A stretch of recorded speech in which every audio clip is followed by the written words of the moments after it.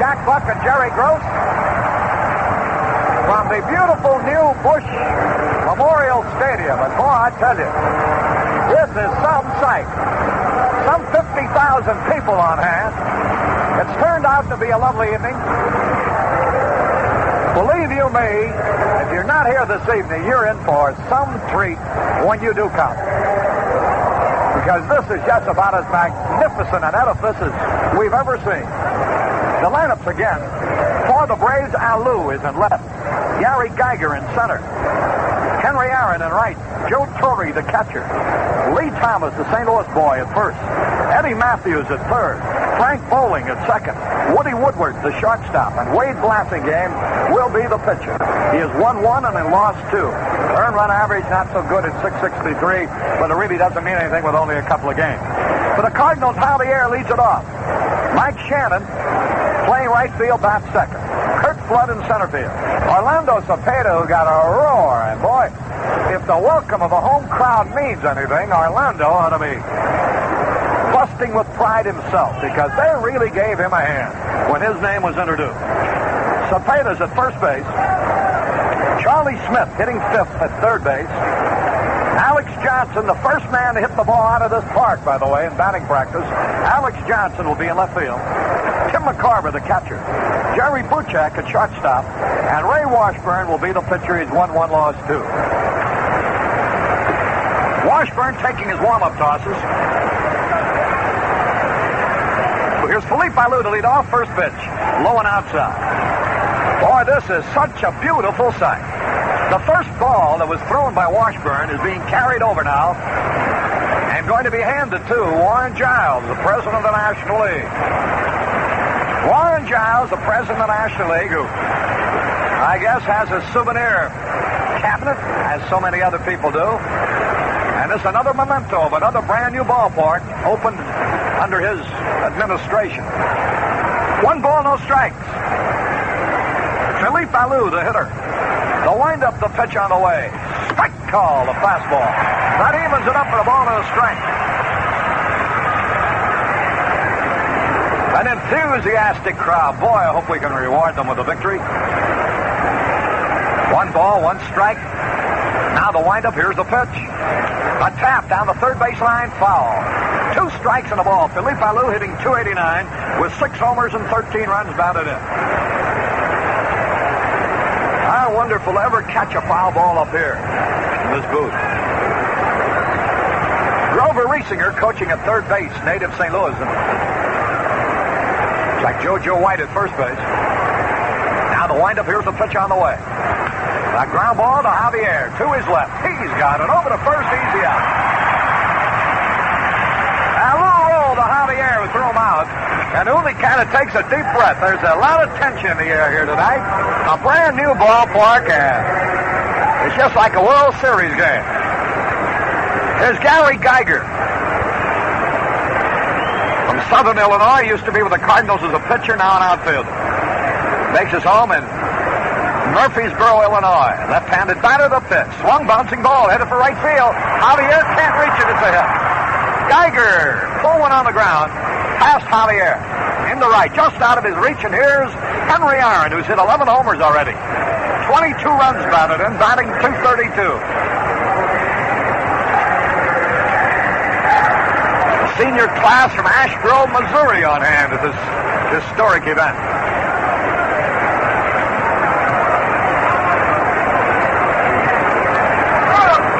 There's a fan who attended the game at Sportsman's Park in 1906 and is here to see one in 1966. Luther Marcy from Chandlerville, Illinois. Here's a pitch low. McCarver, the catcher. Boy, they didn't overlook a thing at this ballpark. You can see the top of the arch extending over the stands in left field. 1 ball, no strikes. What a sight this is. Now, from the belt, the delivery. Foul back. Into the stand. I don't think this net is going to do us much good, but we're going to try. The announcer, Charlie Jones, is up here at this level rather than on the field. Yeah, we're going to need need a glove instead of the net up here. 1 ball, 1 strike. Henry Aaron waiting. The stretch by Washburn. There's the pitch. High fly. Deep center. Way back is Flood, but it'll be an easy out. He's under the ball. He's got it. Aaron fly deep to Flood in center. Here's Joe Torre now, the catcher. 8 homers and 16 RBI. Batting .309 for the year. The beautiful new Busch Memorial Stadium. Boy, the people who designed this have reason to be proud. Right-handed batter waiting, Joe Torre. Now the stretch and the hesitation. There's the pitch. Ground ball up the middle. Off Washburn's leg. He's got a chance. He throws in time. He got him. Torre smashed one off Washburn's shin. He raced back behind the mound, picked it up, and threw him out. And it's no runs, 1 hit, no errors, 1 left. And we go to the bottom of the first. No score. Beer? Busch. You can't say beer. Better than Busch.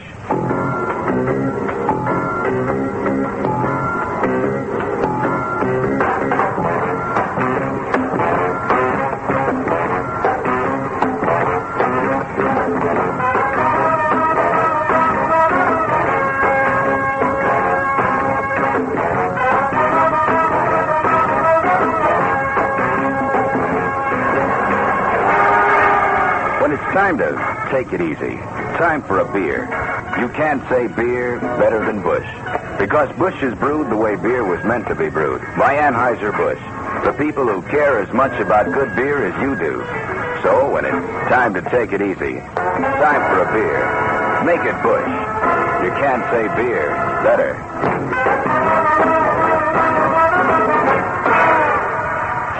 So we go to the bottom of the first, and Wade Blasingame will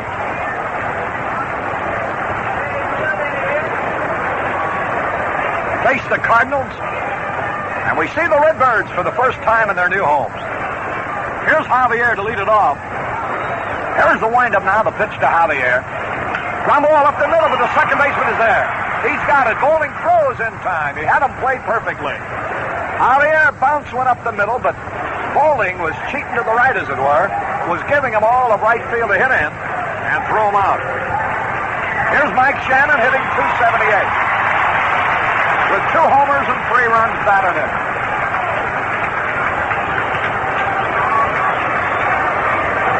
Boy, what a beautiful sight this is.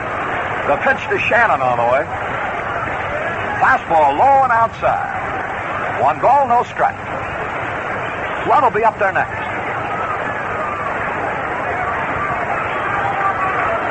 Shannon digs in. The pitch is on the way, and here it is. Outside again, ball 2. Right-handed batter digging in. A wind-up, the 2-0 pitch. Base hit in the left. Shannon singles sharply in the left field. And he's on there. That'll bring up Curt Flood. Mike Shannon ripped that ball hard in the left. So with the runner at first and 1 out, here's Flood.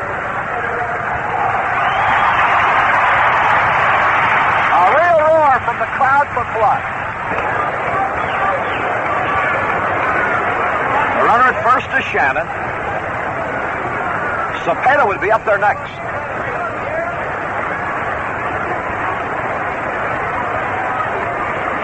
Now lead by Shannon, the pitch by Blasingame. High fastball, ball 1. He's been behind every hitter. 1 ball, no strike.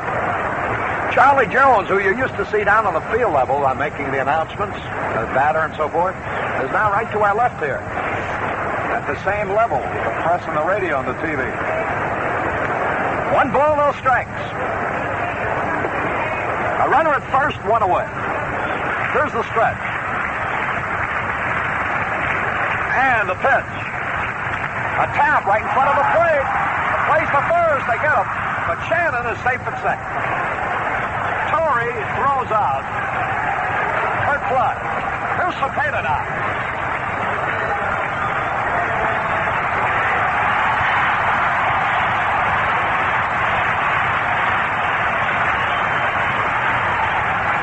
What a hand, huh? And if each should happen to pop one right now. Right-handed batter up there. And here's Blasingame getting set. The stretch. And now the pitch on the way, and here it is. High fly ball to right. It's going to be caught. Short right. Henry Aaron is there under the ball, and he has it. Cepeda flat out there. So it's no runs, one hit, no errors, and one left. And at the end of one, no score.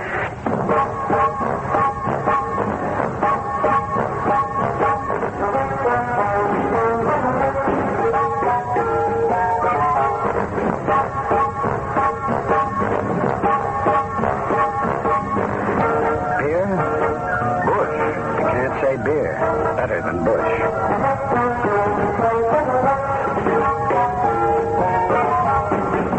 When it's time to take it easy, time for a beer, you can't say beer, better than Busch. Because Busch is brewed the way beer was meant to be brewed, with patience and pride, by Anheuser-Busch, the people who care as much about good beer as you do. So, when it's time to take it easy, get all the satisfaction a cold glass of beer can give you. Beer, Busch. You can't say beer better. Here is the first man up, and Washburn's pitch fouled back. Lee Thomas, the St. Louis boy. Thomas is hitting .210.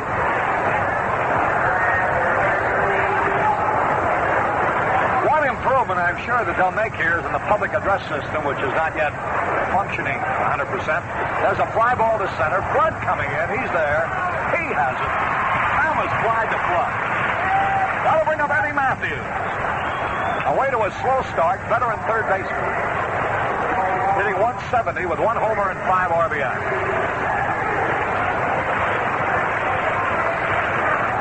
Matthews 35 years old. Hit 32 homers last year. Big, powerful left-hand batter. 1 out and nobody on. There's Washburn's pitch. It's a fastball high and outside. 1 ball, no strike. Each team has had a hit. Eddie Matthews, the batter. Charlie Smith plays him wide at third base. Now the wind. There's the pitch, and it's a strike. A good fastball in there. Evens it up for the ball and a strike.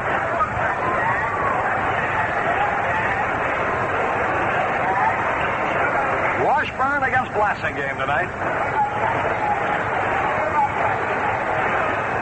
There's the pitch on the way. Hot shot foul outside first base.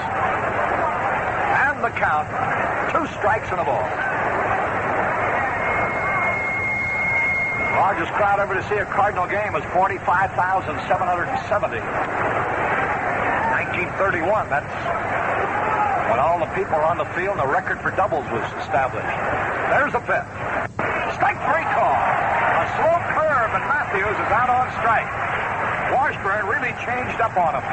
And here's Bowling now, hitting .125. No homers and no RBI. Frank Bowling. Looking ahead, the Cardinals in their second will have Charlie Smith, Alex Johnson, and Jim McCarver coming up. Right-handed batter waiting. There's the pitch.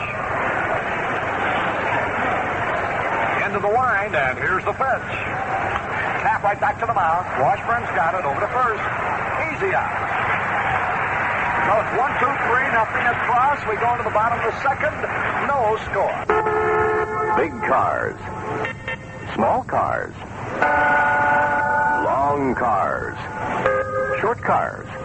If cars could sing, they'd get together at their DX station for a little harmonizing.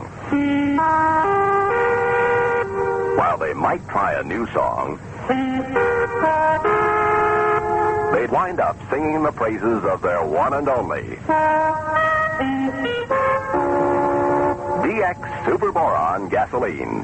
Cars are partial to Super Boron because it gives them cleaner engines, smoother firepower, extra mileage. Yes, Super Boron does great things to keep a quartet in tune.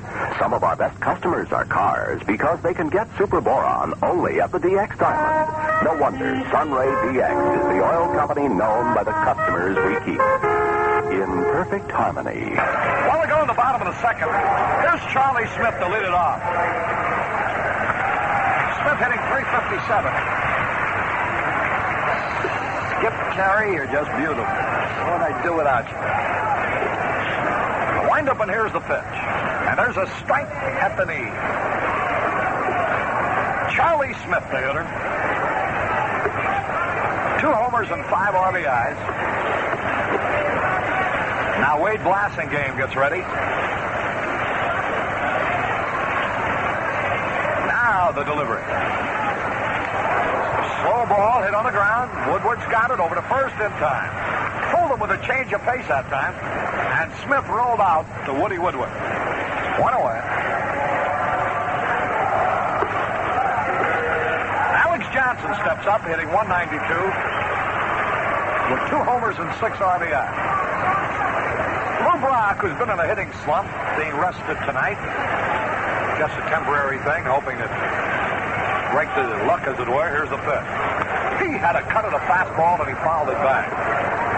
Alex Johnson, in batting practice, became the first man to hit the ball out of the park. He drilled one high into the left center field stand. 1 strike and no balls, 1 out and nobody on. Blasingame delivers, and here's the pitch. A tap right back to the mound. Blasingame's got it over to first. He's out. Johnson completely fooled on a change of pace that time. So that's 2 gone. And here is Tim McCarver batting .197 with 1 homer and 10 RBI.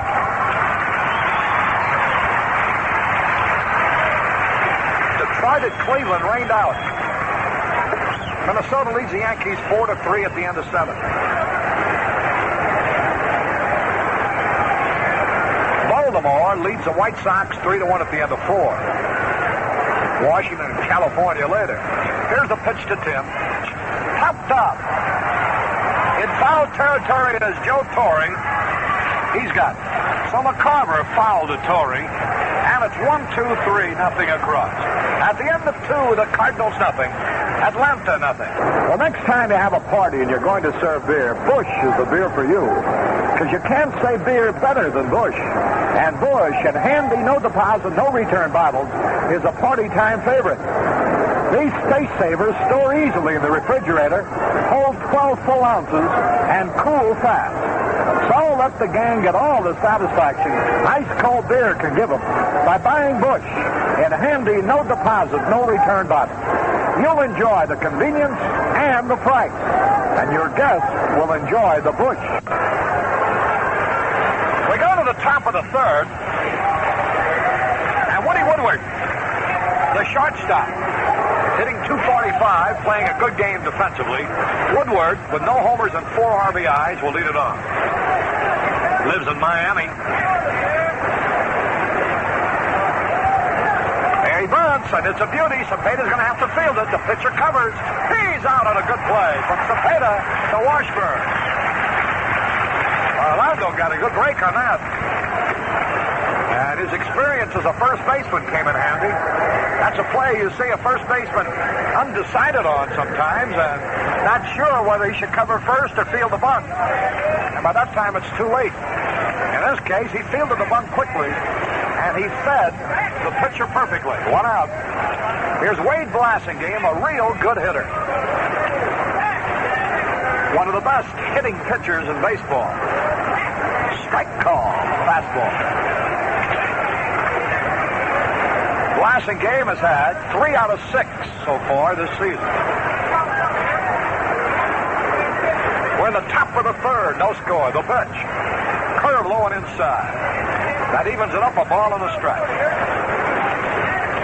Ray Washburn.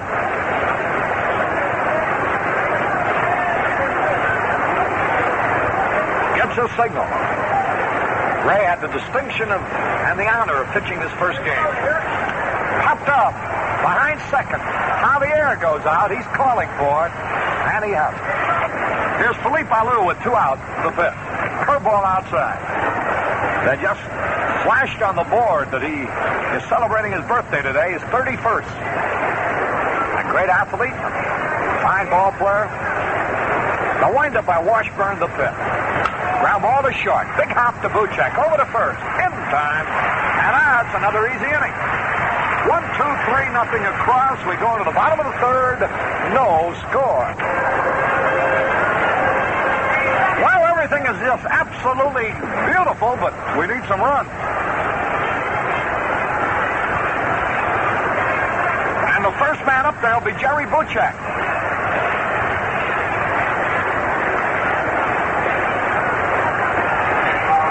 Buchek hitting .222. Bottom of the third, no score. Now the pitch. Base hit! He hung a curveball, and Buchek lines a single to center. And boy, that helps.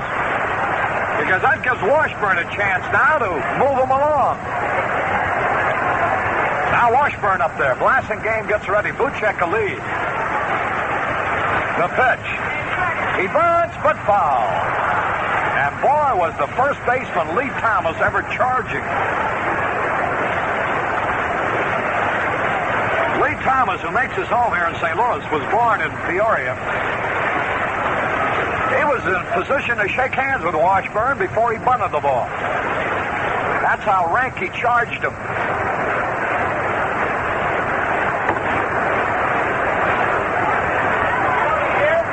Let's see what happens this time. Buchek a lead. The stretch by Blasingame. Here he comes again charging. The pitch bunted, but he missed. There was nobody to throw to. Torrey would have had Buchek a mile off the bag. But Jerry knew that with Thomas charging, the second baseman was within range. So now Washburn's in the hole. 2 strikes, no ball.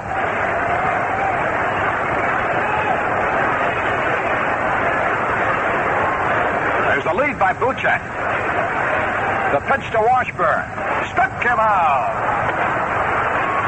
And the inability to advance him kind of hurt that time.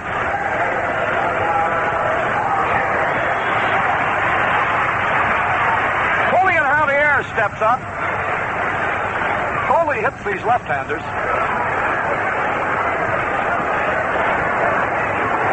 Straddles a plate wide and waits. Ball game in the third. The pitch by Blasingame. Popped up. That'll be easy, maybe. Yep, Thomas is there now, and he has it. So Javier fouled to Thomas, and here's Shannon, who singled his first time.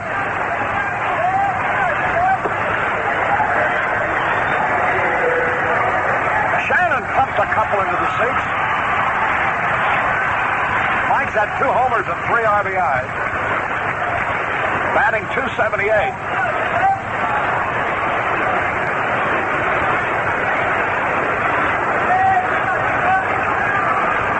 Now the stretch.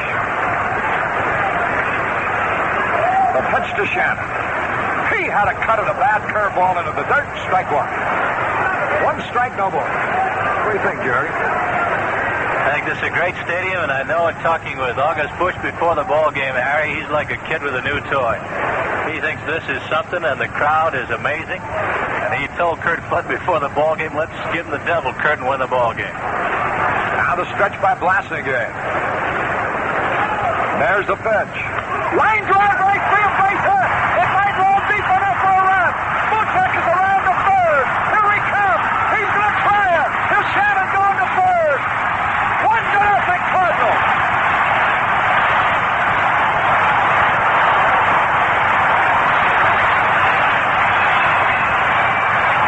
Mark Shannon ripped one into the right field corner, and Buchek came all the way around to score. And the Cardinals lead 1-0.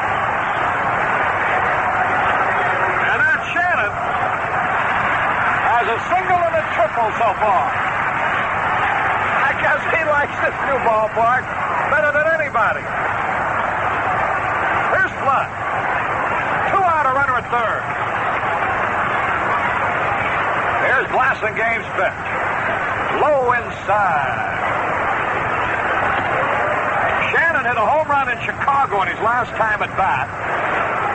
Singled his first time tonight, tripled his second time. On his last 3 trips, he's homered, singled, and tripled in that order. There's the pitch. Base hit! Another run is in. Flood singles to left, and the Cardinals lead 2-0. Mike Shannon being congratulated. His 2-out triple would open the gates. And here's Cepeda. It all happened with 2 out and a runner at first. Shannon tripled and Flood singled. Again, Orlando gets a roar from the crowd. Oh, would they like to see him hit one here? There's the stretch. The pitch by Blassingame. Curve into the dirt, ball 1. 1 ball, no strikes. Cepeda flied out to right his first time up. That RBI for Flood was his 20th of the year. He leads the Cardinal team. 2-0 Cardinals. There's the stretch. Now the pitch. Inside fastball, ball 2. Well, Ralph Houck's Yankees lost their first under his managing. The Twins beat the Yankees 4-3. 2 balls, no strike. Cepeda waiting.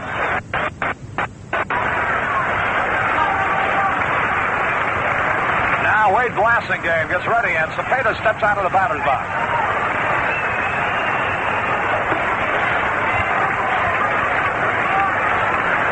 There's the stretch. And the pitch. Ball 3 is low. 3 balls, no strikes. And they might turn him loose here with 2 outs. With 3 balls, no strikes, don't be surprised if he takes a cut. 3 balls, no strikes. There's the stretch. There's the pitch. He did have the cut, but he fouled it back. And what a swing. Do you hear the ooh and the ah of the crowd?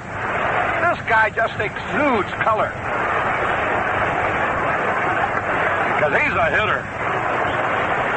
He came up there to bang that ball. He's no Punch and Judy. 3 balls and a strike. There's the stretch. There's the pitch. There it goes at the State Fair. Foul ball. Holy cow. The crowd just got its money's worth even though it doesn't count. Listen to him.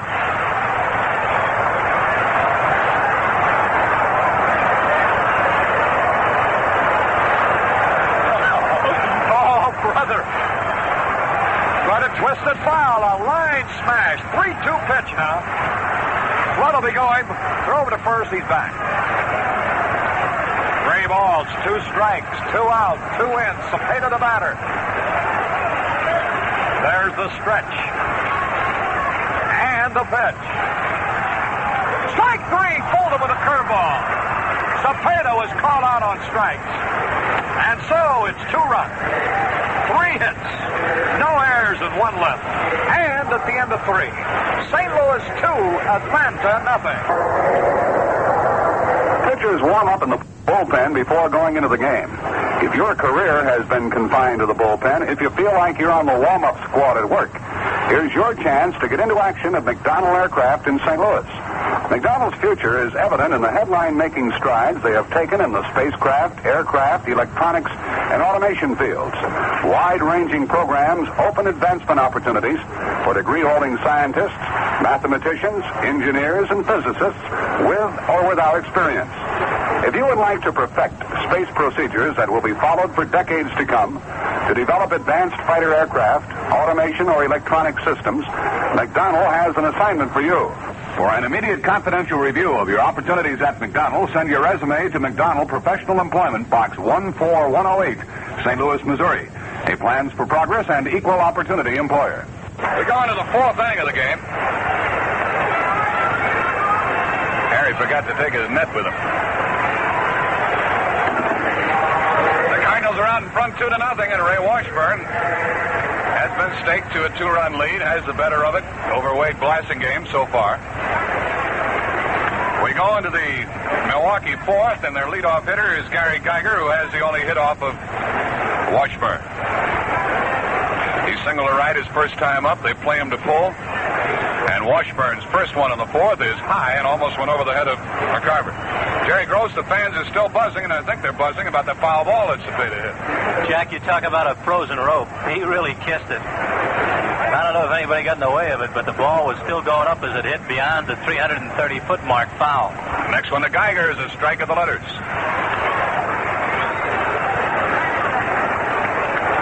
That makes it 1-1.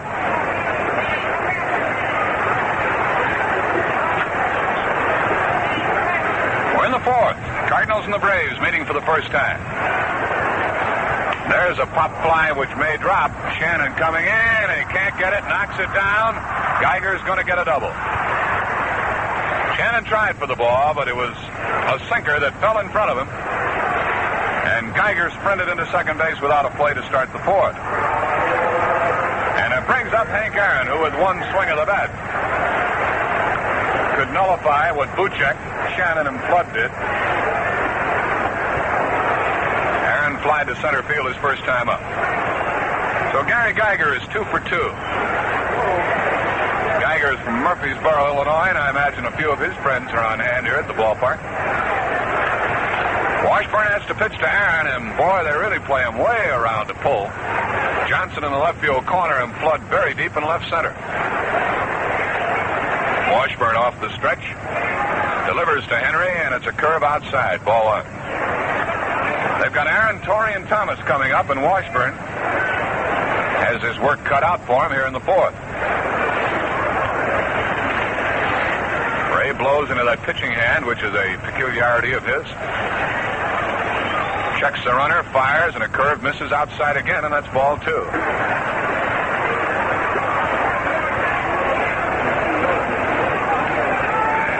Aaron checking for the hit or take. The coach doesn't even look at him, because you know he'll be pumping.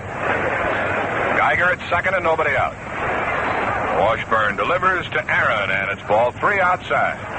Keeping the ball away from Henry, and he's behind him 3-0, and Aaron may be swinging on this pitch. Aaron is swinging a hot bat. A low batting average of .232, but he has 11 homers and 22 runs batted in. 3-0 the count. It's ball four, low outside. Washburn walks his first man, puts the tying run on. Nobody out, and it brings up Joe Torrey, the catcher. Catcher Torrey. We won't tell that old story here tonight. First and second and nobody out, and Washburn finds himself in a jam. He was given a 2-run lead, and immediately he's backed against the wall. Cardinal infield hoping for that double play ball. Torrey takes ball one, low outside. And Washburn has hit a streak. And it's not a good one. The bullpen stirs. Someone's going to get up and start to throw. Looks like Tracy Stellard from long range. The runners lead away. The pitch is made. A ground ball to Javier. Throws to second. Safe there. Out at first. Safe at second base was Hank Aaron. And Torrey was out at first. Geiger raced to third. Aaron down to second, and Javier made a try for him. Flipped the ball to Buschek. Aaron seems to be shaken up a little bit. No, he's all right. He was strolling around down there at second base. So Torrey is out from Javier to Buschek to Cepeda. The tying runs are on at second and third, and the left-handed batter, Lee Thomas, is up there. He flied to center his first time, and the Cardinal infield is playing back.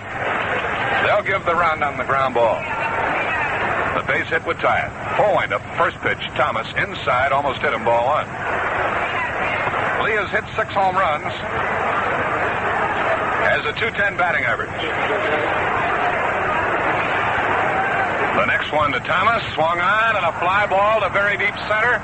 Flood will catch it, and 1 run will score, and Aaron tags up and heads for third. He makes it as the ball is cut off by Buschek, and it's a 2-1 ball game. Lee Thomas drives in his 15th run of the year with a sacrifice fly to deep center to Flood. Geiger scored, and Aaron advanced to third. The tying run is there with 2 out now. Well, a big play in this inning, and hence in the ball game, was when the Braves started the runners on the 3-2 pitch, and it prevented the Cardinals from making the double play. For that fly ball would have ended the inning. Instead, he has to pitch to Matthews. He struck out his first time. There's a shot to right. Shannon way back. Near the wall. He's got it. Matthews hit the ball right on the nose and how. And he lined out to Shannon in the right field corner. That ball would have been off the screen at the old ballpark, but here it was caught for the third out. The Braves get 1 on 1 hit. No errors and 1 left. The Cardinals come to bat, and therefore they lead the Braves 2-1. If you were to tour the Anheuser-Busch Brewery in St. Louis, you'd see why Busch is the best popular-priced beer in America. The cold storage vault, where Busch protects the delicate flavor of its costly choice hops. A brew kettle, being drawn off at just the precise moment. Timing is critical in brewing, and Busch is brewed to exacting timetables. The lagering room. It's quiet, and so is Busch, coming to life slowly and naturally. And our hospitality room, where you can enjoy a cold glass of Busch. The best popular-priced beer in America, and we can prove it. Just visit our brewery. It's the Cardinal 4th, and it's Charlie Smith leading off against the left-hander Wade Blassingame, who has reached for 2 runs and 3 hits in the Cardinal 3rd. Smith, his first time up, grounded out. Takes the ball inside. Charlie's batting .357. The Cardinals trying to make the evening complete for these thousands who have turned out by gaining the victory. And they lead 2-1. The next one to Smith is swung on and a high fly ball to center. It should be caught by Gary Geiger, who waits. Boy, that was a mile high, and he's got it. Smith fly to center field. There's 1 out.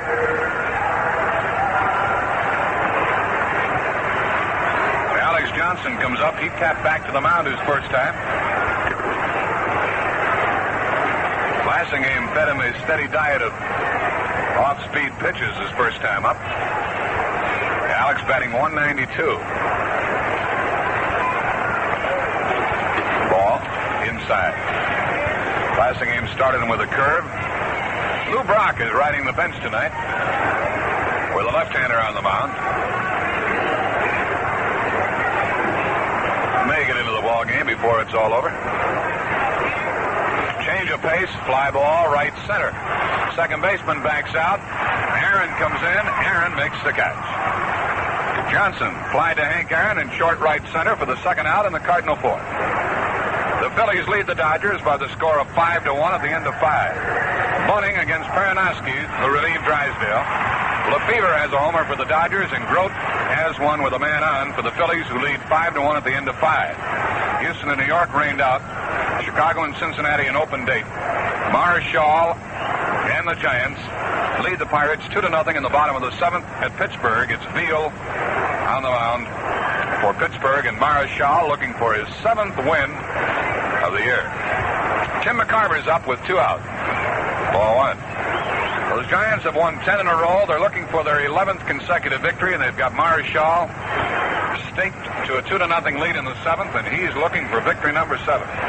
Jim Hart had a home run in the game for San Francisco. With 2 gone, McCarver swings and pops up into short left. Left fielder got a late start on it. Now comes in, and Alou makes the catch. Felipe didn't pick that ball up right away. Got a late jump on it, but came in, and each outfielder had a chance as the Cardinals went down in order in the fourth. At the end of 4, the Cardinals lead Atlanta 2-1. It will be the bottom 3 in the Braves batting order as we go into the 5th. Bowling, Woodward, and Blasingame. The Cardinals lead 2-1. They about hit. I almost said Milwaukee. Atlanta 4-2. And Bowling, who was thrown out by Washburn his first time up, leads off. Batting 125 and flies out to center field if Flood can catch it. He comes in and he waits, circles under the ball, and makes the catch. Evidently, that ball was moving. The wind was drifting that ball a little bit because Flood had to change his position a couple of times. There's one out.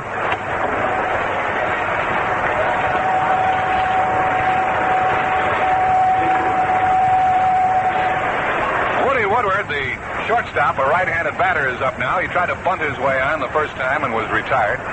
The pitch to Woodward. Fly ball to right. Shannon has to go back. It was well hit. He's still going back, and he makes the catch.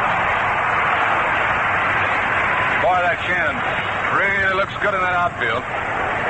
He had a home run Sunday. He had a home run Tuesday.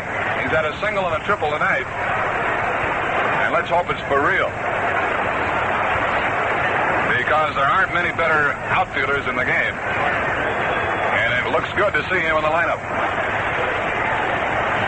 The pitcher Blasingame is up. He throws left, bats left, and swings the bat rather well. Popped out his first time up, taps one back to Washburn. Flips the bat up in the air as Washburn throws him out. And the Braves go down in order. Nothing doing in the top of the 5th. The Cardinals come to bat in their 5th, and they lead Atlanta 2-1. The heat's on, but don't sweat it. Cool it with Busch.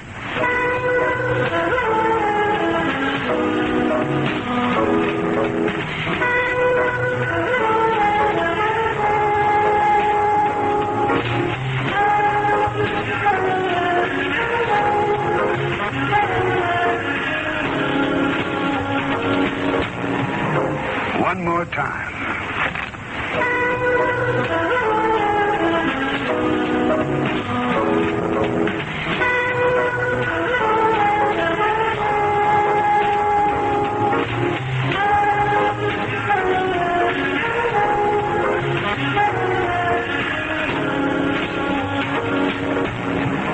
Busch, the best popular priced beer in America. Have a glass, or visit our St. Louis brewery, and we will prove it. Blasingame on the year is 1-2 as an earned run average of 6.63. Nicknamed the Blazer, obviously in reference to his fastball as a youngster. Matthews even with the bag at third. The pitch to Buchek is a breaking ball. Looked like a slider inside and low, and the count is 1-1. And on the scoreboard in left center field, it says Busch. It might be, it could be, it is. Blasingame with a count of 1-1. Jerry Buchek, the hitter, and the pitch is swung on and fouled up and back, and again it goes out of play. 2-1 ball game in the event you just joined us. The fans get a hoop and a holler as that souvenir goes in. And if you want to look ahead even further, as Jack told you, Friday night it'll be Jackson against Johnson. Saturday it'll be Gibson against LeMaster. And the closing ball game Sunday, Bryles against Cloninger. The 1-2 pitch to Buchek is fastball in there. Strike 3 call. Hit the inside corner, right around the knees, and Buchek is registered as the 3rd strikeout for Wade Blasingame here in the 5th. Washburn has struck out after he tried unsuccessfully on 2 occasions to move Buchek across. That was the first out in the 3rd. The Braves, when they came back with their run, it was in the 4th as Thomas, with a sacrifice fly, drove in Geiger. So Blasingame with 1 out here in the last of the 5th inning. Pitches, and Ray Washburn swings and hits a chop to the right side to Lee Thomas. Lee is up with it and runs to the bag for the 2nd out here in the 5th. Busch, happy to bring it to you wherever you may be. We have 2 outs here in the 5th inning. The Cardinals leading 2-1. Glassing game last worked 2 innings a couple of days ago against Cincinnati. In a relief role, didn't give any runs up, allowed 2 hits. He has not gone past the 6th inning this year. And in that ball game, he was a victor in the first of a doubleheader against New York. Bobby Bragan looking for that consistent fourth starter. The pitch swung on, hit to the left side. Matthews can't get it, but up with it at shortstop. Woodward throws in time on a good 2. And the Atlanta Braves won. The alpha amylase in the malt should be between 33 and 45. There are over 21 rigid specifications that malting barley must meet before it will be acceptable for the brewing of Busch.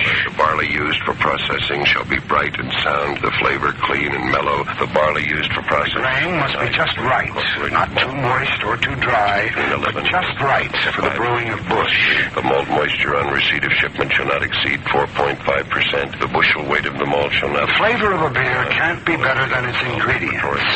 That's why we pay premium prices to get the best for Busch. If barley doesn't meet our standards, it just isn't used. Shipments failing to meet these requirements will be returned. The malt shall... We go to a lot of trouble and expense to get the finest barley for Busch, but it's worth it. It makes a smoother, better tasting beer, a more refreshing beer. Busch, the best popular priced beer in America. 100 barrels. And we can prove it. Well cleaned. The 2-row and 6-row barley used in steeping should be... We go to the 6th inning of the ball game now, with the Cardinals still leading 2-1. They've out hit Atlanta 4-2.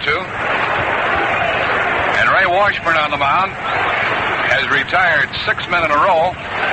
Had an earlier streak of 8 men in a row that he set down. And Felipe Alou leads off. He's the leadoff hitter for these Braves, and he's 0 for 2 in the ball game. A right-handed batter who's blasted 6 homers already this season, and the first pitch is swung out and is hit way back, and it may be gone. And it is the first home run in the new ballpark. Alou hit one beyond the 386 mark for his 7th home run of the year, and it ties the ball game here in the 6th inning. Alou really ripped one, and it got over that 10-foot, 6-inch wall in a hurry. And Felipe Alou gets the honor of hitting the first home run in this ballpark and also ties the game here in the 6th. The batter is Gary Geiger, a left-handed hitter who already has 2 hits in the ball game, a single, a double, and a run scored. That was the 3rd Braves hit. A leadoff home run by Alou, his 7th home run of the season, ties the game. And now Geiger bunts foul down the third baseline to even it up 1-1. The Commissioner of Baseball, General William Eckert, is at our microphone. General, good to see you again. And thank you very much for joining us here in St. Louis and on the broadcast. It's good to be with you again, and I'm certainly delighted to be here in this fantastically beautiful, built-for-the-fans stadium. They've had you on the go. I read of you being here and there. You ought to be getting paid by the mile. That would be good. Well, I'm just very happy to get around and see all these good folks in baseball and those who are so interested in it. Gary Geiger's at the plate with nobody on or out, and he takes a pitch low, and it's 2 balls and a strike. I know you can't out and out say that we have the nicest stadium in the country, but do we? I think the stadium is tops, and I can honestly say that it incorporates all of the finest features I've seen in any of the other stadiums. Geiger rips one down into the right field corner, and he goes for a double here with nobody out. He gets his 3rd hit of the ball game, his 2nd 2-base hit. And now the Braves, who have just tied the game on a lose homer, have the lead run at second base with nobody out, and Aaron, Torrey, and Thomas coming up. And the Cardinal bullpen starts to work once again. McCarver goes to the mound to talk to Washburn, who angrily slams the rosin bag down. Geiger is 3 for 3 tonight. And that evens up the hits at 4 apiece. Hank Aaron, who was flied out and walked, comes up trying to put the Braves out in front.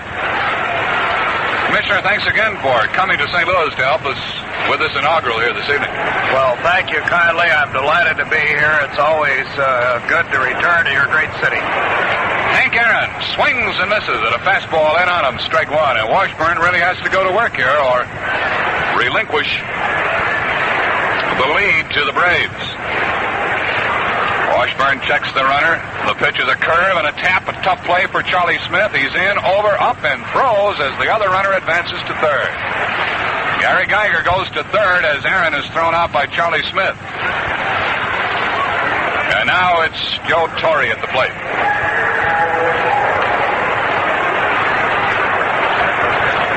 Gary Geiger has 3 of the 4 hits that Washburn has allowed. A single and 2 doubles. Now the Cardinal infield has to come in with the score tied here in the 6th inning. Gary Geiger at third base is fast and a good base runner. Washburn takes a full windup and pitches to Torre. A fly ball into right. Foul ball. Shanna chases over there. It goes out of play. And Washburn is out in front of the hitter. Torre was going the other way with Washburn. Joe is 0 for 2 in the game. He's had 6 home runs. Alou got his 7th here tonight. And became the first to propel one out of here as he hit it beyond the 386 mark in left center to tie the game moments ago.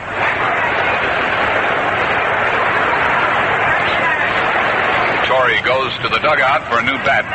The Cardinal dugout is located down the first baseline, whereas it used to be down the third baseline at the other park. And the visitors occupy the third base dugout.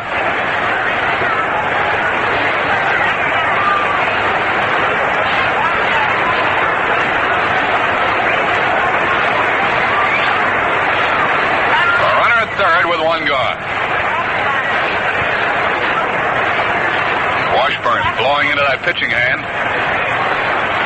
Now winds and fires, and down he goes. Torre was decked by a pitch high and tight. That evens it at 1-1.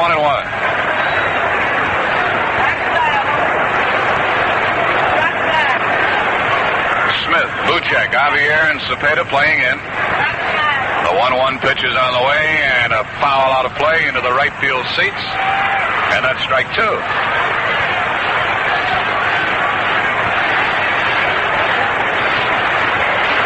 1 ball, 2 strikes.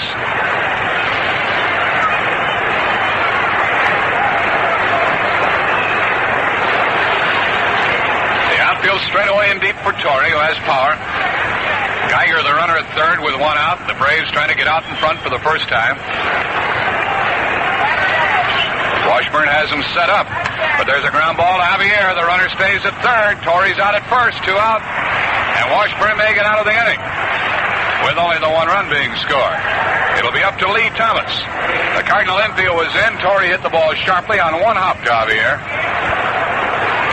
Hooley threw him out, and Geiger had no chance to go. Now he's at third with 2 out, and Thomas, who twice has flied to center, once driving in a run, is a big man in the ballgame for the Braves. Thomas hitting .210, but with 6 homers. Infield now back, of course, with 2 men out. And Washburn delivers to Lee Thomas, and it's a strike called, a good fastball. The Dodgers did not score in the 8th. The Phillies still lead them 5-1.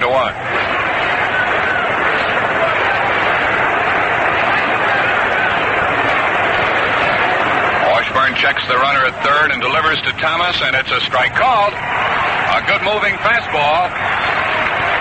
Thomas thought the ball was coming in on him. It tailed over the plate for a called strike 2. Geiger was at second base with nobody out. He's at third with 2 out. The ball game tied 2-2 in the 6th inning, and Washburn way out in front of the hitter, 0-2. He delivers to Thomas, and it's a ground ball down the first base line to Cepeda. In, up, steps on the bag, and the inning is over. A little tap to Cepeda. And Lee Thomas is retired, and the Braves leave the tie-breaking run on. They get a run on a Allou's homer, 2 hits, no errors and 1 left. The Cardinals come to bat in the 6th, tied with Atlanta, 2-2. Some dark night you'll meet the unexpected. A truck hole in the street, a broken bottle, a sudden turn. could happen if you meet it when your windshield and headlights are dirty? You see it? Will you be able to stop? Your DX dealer anticipates the unexpected. He cleans your windshield and your lights. Not a big deal on a bright sunny morning. But some dark night, it might be. Sunray DX, known by the customers we keep. Paper plates, bread, milk, orange. Taking inventory at a DX Travel Mart isn't much fun, Lighter Flint. But here's a place to pick up the things you forgot or need. And at the same time, have your car service. Playing cards, postcards, wherever you travel in the Midwest, you are never far from a DX Travel Mart. Look for the Travel Mart sign. Another reason why Sunray DX is the oil company known by the customers we keep. Charcoal, cheese. Mike Shannon, who got a single in the first inning, and then tripled in a run with 2 men out in the third, driving in the first run of this ball game, leads off. Mike later scored on Flood's base hit. He's 2 for 2, and Blassingame's first one is in on him and made him skip the rope to get out of the way. Blassingame threw at him. He threw at his tootsies, and Shannon had to pick him up. It'll be Shannon, Flood, and Cepeda in this 6th inning. A 2-2 ball game, a well-played game, a fast-moving contest, which this capacity crowd has enjoyed. Shannon trying to get on base for the 3rd time tonight. Single to left his first time, tripled into the right field corner his next time. And he holds up on a half swing, ball 2. He started to go on a high one, held up, ball 2. Blassingame, who usually hits a wild streak during the course of most of the games he works, has walked none, fanned 3. The 2-0 pitch to Shannon. A high fly ball to left. Alou waits for it. Under it. He has it. Shannon fly to left to start the 6th. 1 gone. There's Flood. Flood has a single out of 2 trips. He drove in a run tonight, marking the 20th run batted in for the season for him. He's hit 3 homers. Well, we know now who hit the first home run. Who's going to be the first Cardinal to hit one? Ball 1 to Flood.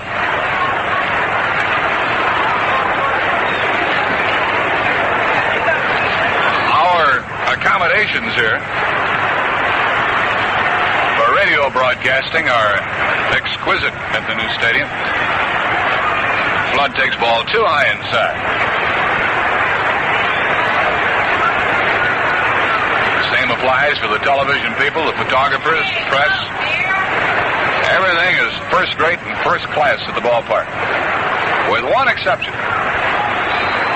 The flagpole is right in front of the scoreboard, and you can't see the runs total from this area of the ballpark on that particular scoreboard. There's an auxiliary scoreboard. 2-0 to Flood. The pitch is on the way. Ground ball to short. Up with it, Woodward. And he throws him out. The ball was sharply hit to the left of Woodward, who made the play. He's made a couple of good plays tonight. That was one, and there are 2 men out. Here's Cepeda.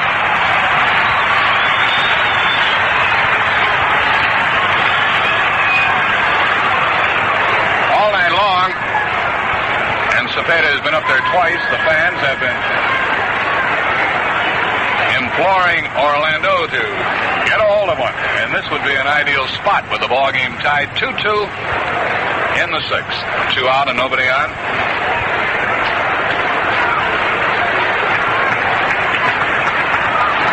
Cepeda, 4 homers for the year. Swings and a high pop-up. He was fooled, and he'll be retired. Lee Thomas, the first baseman, under a fair ball. He's got it. Cepeda popped out. The Cardinals go down in order. 3, 6, 9, 10 in a row. Retired by Blassingame, and at the end of 6, we're still tied 2-2. Stan Musial once said his greatest thrill in baseball was just putting on the Cardinals uniform. To Stan, this was a symbol of achievement. There's another St. Louis symbol that stands for the same kind of achievement. The A and Eagle of Anheuser-Busch, brewers of Busch beer. This symbol stands for more than a century of brewing skill and superiority.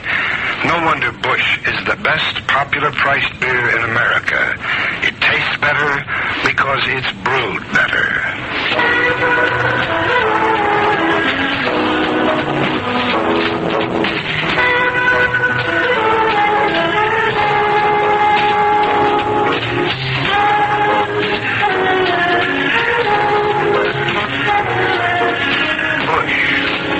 Popular-priced beer in America. Pour a glass. Or visit the Anheuser-Busch Brewery in St. Louis, and we will prove it. It will be Matthews, Bowling, and Woodward against Washburn in the 7th. If anybody gets on, the pitcher will come up. Blasingame. Washburn starts to work. Pitches to Matthews, and it's a strike call. Matthews struck out and lined out to Shannon and right. Shannon playing right tonight, Alex Johnson playing left. Flood pulled way around in right center with Eddie Matthews up there. He's hit 1 home run so far this year, and he swings and misses a curveball by plenty. And looked bad in so doing. Strike 2. Washburn changed up, took something off a curveball, and he's way out in front of the leadoff hitter in the 7th inning.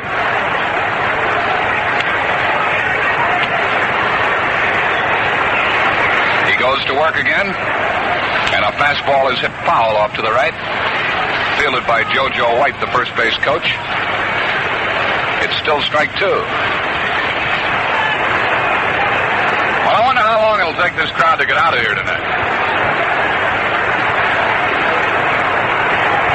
Some of them may be left over for tomorrow's game.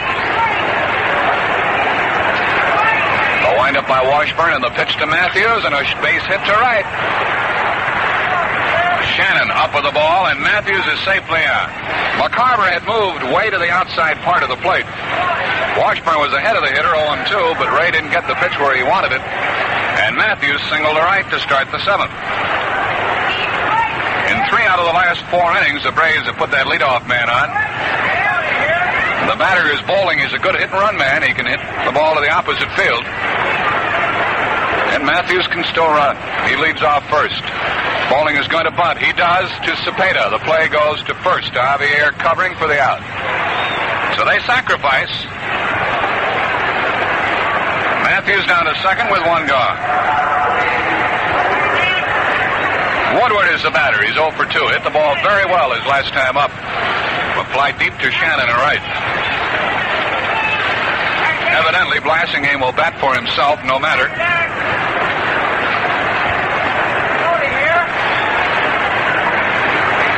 Woodward chokes up on that bat. He's hitting .245. Matthews, the runner at second, 1 out. Washburn in a spot. The pitch is a strike call. There was a slider cut the outside corner. This place will be jumping again all weekend, tomorrow night, Saturday night, Sunday afternoon, and of course on the 12th of July when the All-Star game is played here. And the fans around the nation get a look at this beautiful stadium. The pitch to Woodward. In there, called strike, a fastball, strike 2. Well, that's where he had Matthews, and he let Eddie get off the hook. Now he's out in front of Woodward.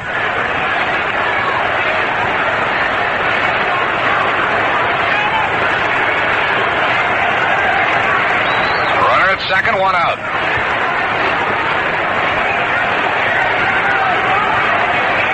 Washburn checks the runner Matthews. Pitches to Woodward outside and low. Ball 1. So far, the only final of the evening. 4-3, Minnesota beat the Yankees. Detroit and Cleveland were rained out. Washington and California later. Boston and Kansas City not scheduled.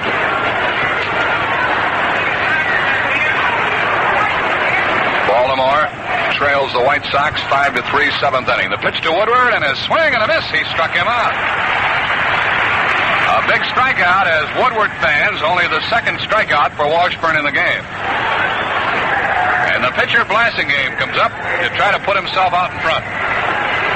And he gets occasional hits, Blasingame does. 2 out, a runner at second. In the Cardinals' 7th inning, it'll be Smith, Johnson, and McCarver.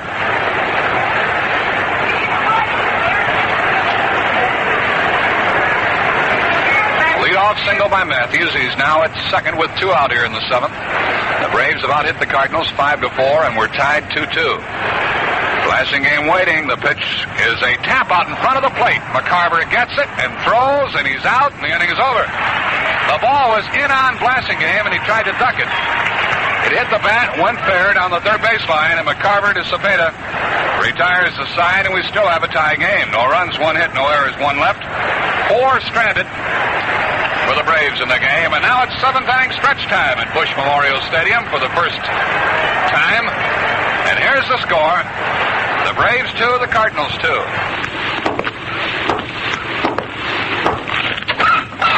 Behind this door lies one of the reasons why Busch is the best popular priced beer in America. This is a special refrigerated room where we store our choice hops at a constant 40 degrees to keep them fresh. Freshness is important because hops are actually flowers. Wet one, blow on it, and it comes back to life, looking something like a soft little green pine cone. Hops give beer its clean edge, its refreshing taste. Rub the flowers with your hands. You can smell the fresh beer flavor. And the beer flavor can't be better than the ingredients that go into it. That's why we use the choicest hops in Busch, the best popular priced beer in America. Visit our St. Louis brewery, and we'll prove it. We're going to the Cardinals' 7th inning. The Redbirds hitting against Wade Blasingame will send up Charlie Smith, Alex Johnson, and Tim McCarver in a tie contest, 2-2. The scoreboard here, the one in the right center field section, features a little bird who flies all over that scoreboard during the 7th inning stretch, or whenever a Cardinal hits a home run and gets back on his perch atop a baseball, doffs his cap. It's quite an achievement and a real attraction. Here's Charlie Smith 0 for 2. Blasingame on the mound is retired 10 men in a row. Smith hits one up the middle, base hit, right through the legs of the pitcher, Blasingame. Smith, it went right between the feet of the Braves left-hander. He gets his first hit of the night. That evens the hits at 5 apiece and gives the Cardinals a chance to chase home the tie-breaking run here in the 7th as Alex Johnson steps in. He's 0 for 2.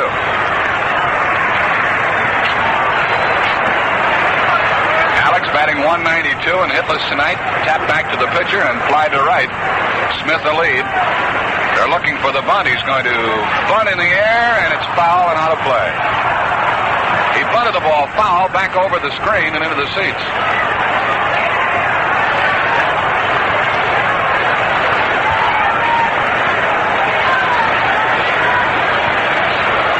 A 2-2 ball game. Who's going to break through?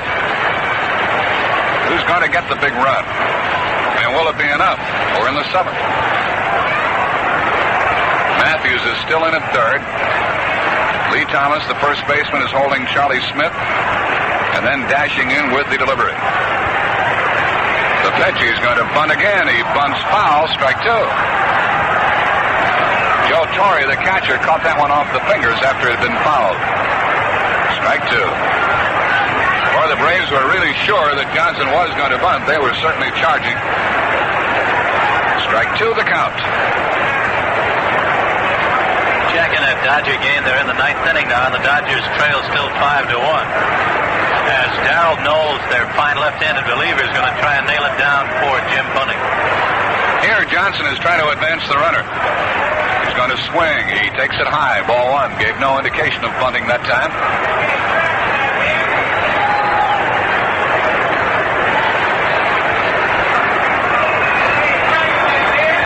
Single by Charlie Smith in the 7th inning. This frame snapped a string. Blasingame had retired 10 in a row.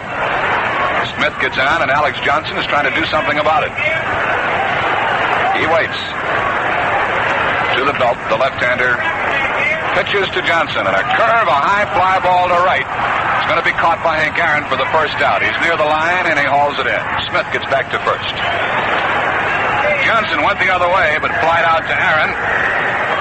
And McCarver comes up looking for his first hit. about that Giant game, Jerry? They haven't called it off yet, have they? No, it's still in the 8th, going into the last of the 8th inning as the Giants came up with single runs in the 2nd, in the 4th, and in the 8th inning and lead Pittsburgh 3-0. They go for their 12th victory in their last 13 ball games. The Pirates may drop their 3rd in a row if the rain continues to come. McCarver up there. They give him a lot of hitting room in left center field. He oftentimes goes that way. Swings and taps it to the second baseman. The play will go to second, out there, and safe at first. No play at first. McCarver forced Charlie Smith from bowling to Woodward. That's the second out, and it brings up Jerry Buchek. Buchek singled leading off in the 3rd and scored the first run of the ball game when Shannon tripled. Then Flood singled Shannon home, and it was 2-0 Cardinals. A leadoff double by Geiger led to a Braves run in the 4th. Thomas drove it home with a fly ball. Then Alou homered in the 6th. Buchek hits that long ball occasionally. Takes the pitch low, ball 1. He has no homers, 4 RBIs.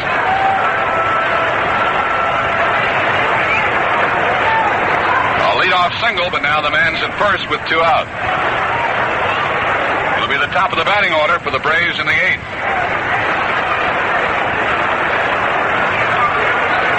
McCarver is safe lead at first with 2 out.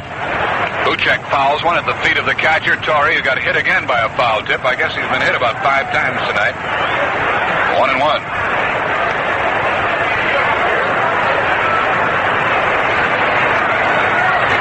Washburn, with the 2 innings remaining, will still have to pitch to Alou, Geiger, Aaron, Torrey, Thomas, and Matthews. No matter what the Cardinals do. We're tied 2-2. The 1-1 pitch to Buchek is on the way. Way high and a wild pitch. Sends McCarver down to second base with a tie-breaking run, 2 out. A wild pitch.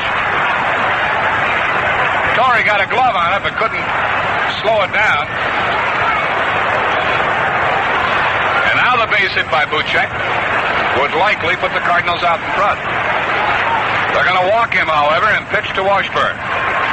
With a 2-ball, 1-strike count, the next 2 will be intentionally wide. It'll be the first pass issued by Blasingame, and it'll bring up Washburn with 2 on, 2 out. Phil Gagliano picks out a bat, and he's going to bat for Washburn. That's right.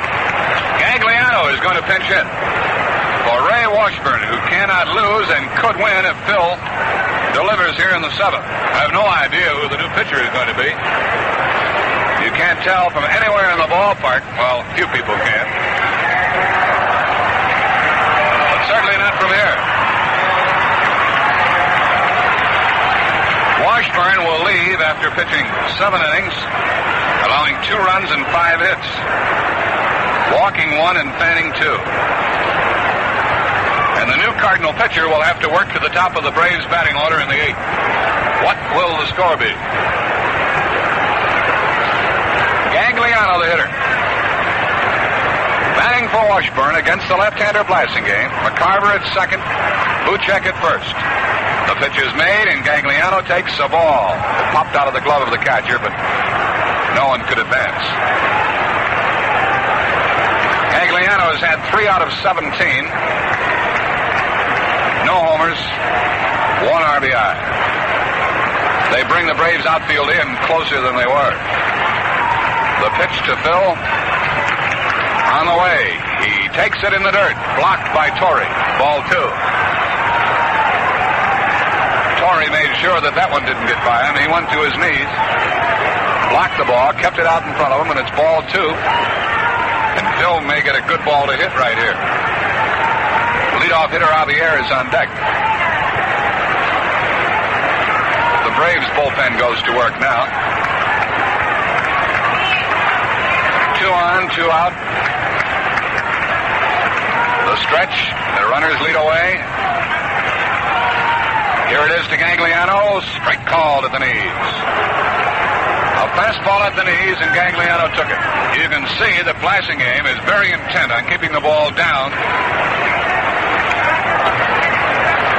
A single and a walk have given the Cardinals a chance. The pitch on the way, and Phil takes it low, 3-1. balls and a strike. All 4 pitches to Gagliano have been down, and the count has gone to 3-1. Gagliano will have the hit privilege if it's in there. Trying to break this 2-2 tie in the 7th. The pitch is on the way. Strike called at the knees, 3-2. That pitch fooled Gagliano. He was off stride as it got up there. Now the runners will go. McCarver will dash off second base and Buschek off of first with the 3-2 pitch from Blasingame to Gagliano. 2 out, last of the 7th. The ball game tied 2-2. Capacity crowd at the new ballpark on opening night. The sign is given by Torrey. Blasingame still peering in. Now he's ready. Here a throw to first, and Buschek gets back. They had a pickoff play on, and Buschek barely got back. The first baseman, Thomas, was playing behind Buschek. It was a signal play. He dashed for the bag. Blasingame threw there, and Buschek had to scramble back. He barely made it. He went in head first and almost was a little short with his dive. Okay, ready to go again.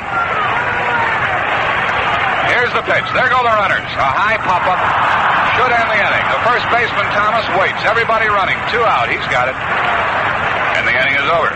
Gagliano popped out to Lee Thomas, and the Cardinals leave 2 on. They've stranded 4. No runs, 1 hit, no errors. 1 walk, 2 left. At the end of 7. Still tied. Braves 2, Cardinals 2. On a rainy day, the unexpected can be as close as your windshield wipers. A sudden shower can hide a stop sign, blur a busy intersection, or keep you from seeing that car just ahead of you. The unexpected. What could happen if you meet it through a bad wiper blade? Will you see it and be able to stop? At Sunray DX, we anticipate the unexpected and try to keep your car ready for it. When a DX dealer cleans your windshield, he checks for worn wiper blades. It just takes a moment, but it could give you that extra split-second jump on the unexpected. Anyone can spot a bad wiper blade on a rainy day. We do it on the sunny ones because we know it's important to you.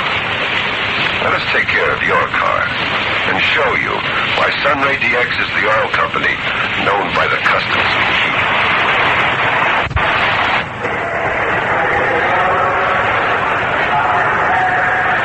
Stallard comes on in relief in a 2-2 ball game. And he'll have Alou, who hit a homer to tie it in the 6th. Geiger, who's had a perfect night, 3 out of 3. And Geiger's from our part of the country, you know. Everybody around Southern Illinois is taking enjoyment out of his performance here tonight. 2 doubles and a single. Here's Felipe Alou, Stallard's first pitch. Fastball low and inside. Stallard, appearing in his 8th game, has pitched 9 2/3 innings with a 6-run ERA. 1 ball, no strikes. The pitch. Low outside, ball 2. 2 balls, no strike. We've reached a point now, very little return, the final innings, where a run is so big.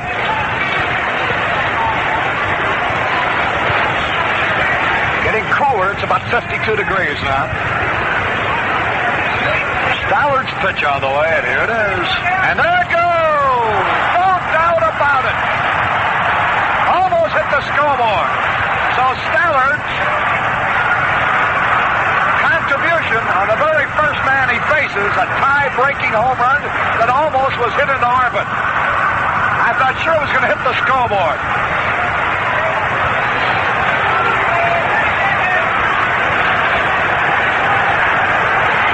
Well, that didn't take long, did it? Here now is Gary Geiger. And the Redbirds trail 3-2. Geiger, left Left-handed batter, the pitch. It's a strike. Fastball in there. 1 strike and no ball. In 9 innings of relief, Stallard's permitted 3 home runs. When a relief pitcher allows home runs, you know you're in trouble because he only comes in the late stages or game situations. 1 ball, 1 strike. Well, the Redbirds will have Javier, Shannon, and Flood coming up in the 8th. So Cepeda, Smith, and Alex Johnson also are sure to come up before this game is over. Now the pitch. Curve low. 2 balls and a strike. We're in the 8th. Redbirds trailing. Now the wind and the pitch. Low inside, ball 3. He's behind him, too. He fell behind Alou, 2 balls and nothing. Late one about belt high, and Alou almost hit the scoreboard. Now he's 3-1 on Gary Geiger, the second man to bat in the inning. Left-handed hitter digging in. Stallard's wind up and pitch. He walked him, ball 4. Here's Henry Aaron coming up. The crowd not too happy about Stallard's performance so far. Here's Henry Aaron. Flied out, walked, and bounced out. High fly ball into center. Flood's got a long way to run. He's coming in. Makes the catch. Aaron flied to Flood. 1 out. That'll bring up Joe Torre.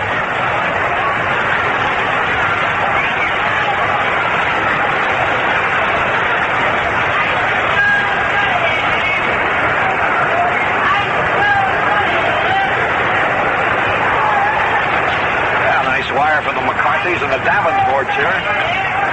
Yes, sir, there's some ballpark here. Where do you see it for the first time?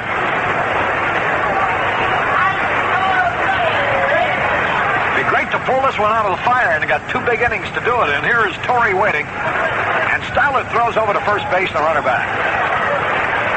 The runner at first base is Gary Geiger. Top of the 8th. Stallard's pitch on the way. It's 1 run, a ground ball to Charlie Smith's left. Knocks the ball out, picks it up, throws, gets him in the out. Nice play.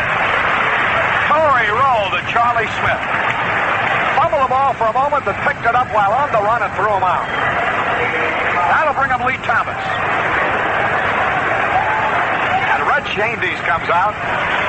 Stallard hasn't been throwing the ball very hard out there. I think Red wants a new pitcher. Wants a left-hander brought in here to pitch to Lee Thomas. And Joe Harner, a left-hander, who in batting practice tonight hit one out of this ballpark, and he was very proud of it. Harner, a pretty good hitter. Although we seldom get a chance to see him hit in a ball game, as much as he only pitches in spots in relief. From Dubuque, Iowa, Harner comes in to pitch to Lee Thomas. All right, here is Lee Thomas and Joe Harner's first pitch. There's a ground ball to Javier, up with it, over to first, out of the inning. Harner made 1 pitch, got out of the inning. 1 run, though, and a big one. 1 hit, no errors, 1 left, and we go to the bottom of the 8th. Atlanta 3, St. Louis 2.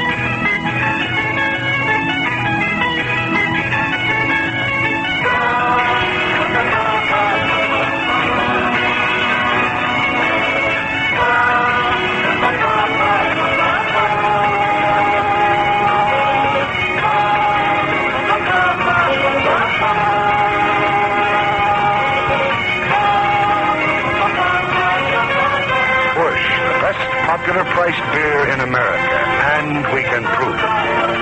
Visit the Anheuser-Busch Brewery and see how Busch is brewed with costly grains, choicest hops, and natural in-brewed carbonation to bring out all the full, fresh flavor. Busch, the best popular priced beer in America.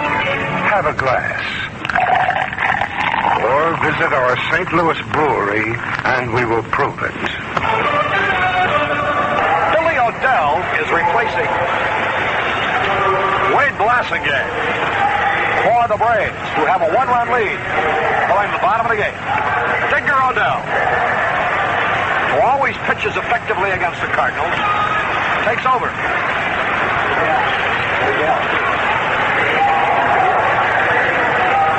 Billy O'Dell.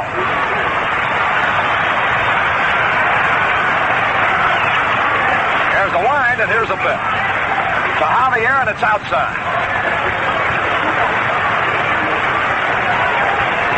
Javier has been hitless, nothing out of 3. Billy O'Dell in relief. Made one other change in the outfield. Marty Keogh's in left, Harry. There's a high up foul coming back this way, and we might get one here before it's all over. 1 ball, 1 strike. Javier. Marty Keogh is now playing left field. Felipe Alou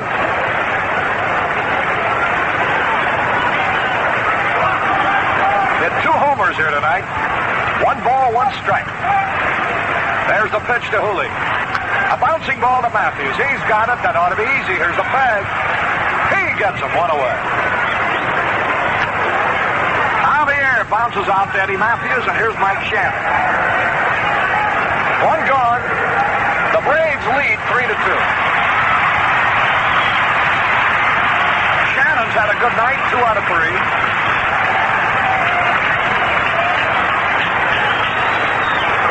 Those people who have been watching the game out of the stadium. So here's a pitch lined up the middle. It's going to hit through there for a hit. Shannon breaks his bat with a single to the short center. Bowling recovers the ball. And here's Flood now. Those people watching the game in the stadium club have been enjoying liquid refreshments all night.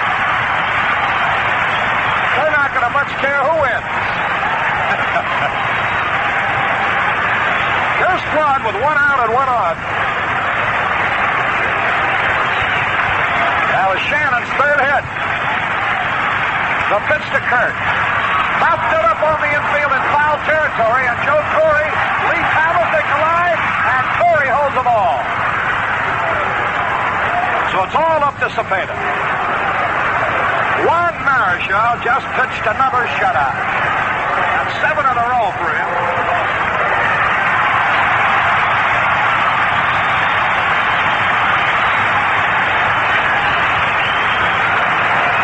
Now,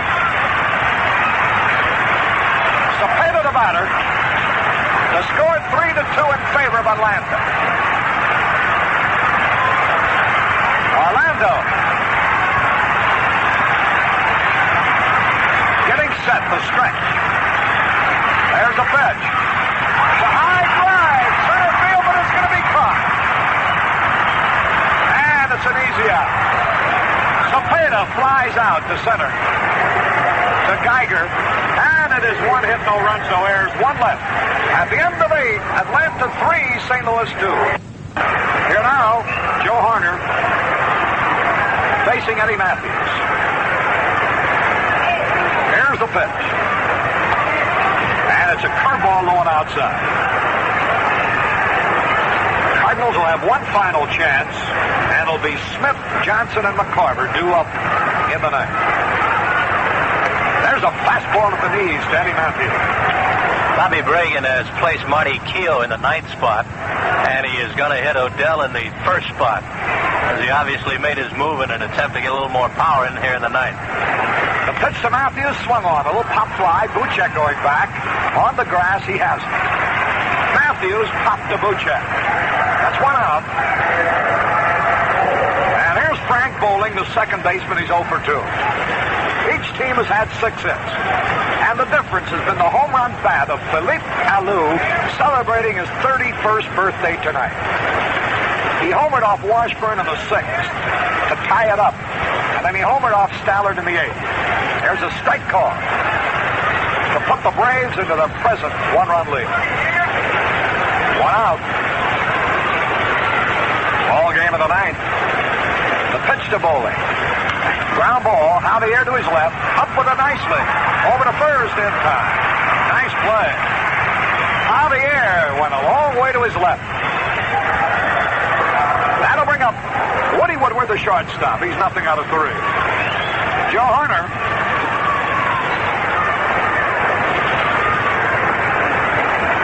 In relief. Has done his job, but the damage had been done. Now Lou greeted Tracy Stoller with a home run.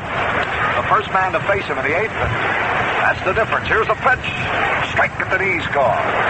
1 strike and no ball. 2 men are out. 3-2 Atlanta.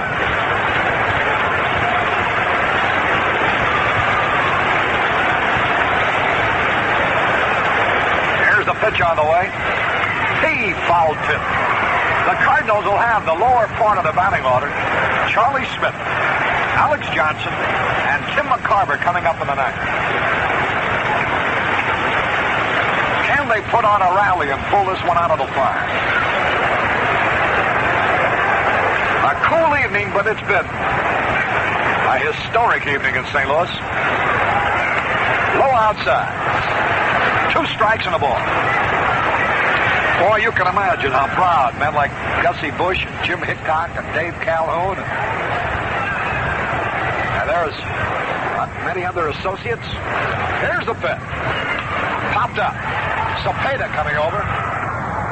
Under the ball. And he has it. Woodward foul to Cepeda. And it's 1-2-3. Nothing across. We go to the bottom of the 9th. Atlanta 3, Cardinals 2. Baseball's a game of timing. Hitting, base stealing, the double play, all depend on timing. Busch depends on timing, too, to make a better beer. We give Busch enough time to carbonate itself slowly and naturally. This in-brewed carbonation makes Busch a smoother, more natural-tasting beer. Of all the popular price beers in America, only Busch has in-brewed carbonation. All right, here it is, the first pitch to Charlie Smith. It's a strike call, the fastball. Belt high. Billy O'Dell allowed a broken bat hit to Shannon in the 8th, and that's all. Now he's got Charlie Smith up there. Here's the pitch. He swung and he missed the screwball. And he missed that one a mile. 2 strikes, no ball. All game in the 9th. 3-2 Atlanta. Redbirds led 2-0 earlier. Now the signal given. There's the pitch. He struck him out swinging. Smith goes down swinging. Here's Alex Johnson now, nothing out of 3.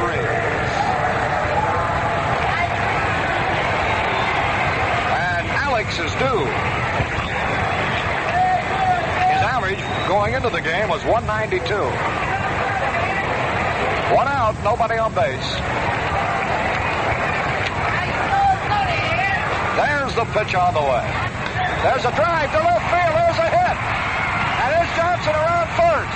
He's going to try for second. He's going to make it. Save standing up. Marty Keough didn't field the ball cleanly, and Alex Johnson never did hesitate. It's a double for Johnson. And now we got a shot. Takes a base hit with 2 men coming up. McCarver and Buchek to have a chance to tie. McCarver's 0 for 3, facing Billy O'Dell for the first time. They're bringing Marty Keough in, very shallow and left. McCarver digs in. We need a base hit to tie it, and this crowd has come to life.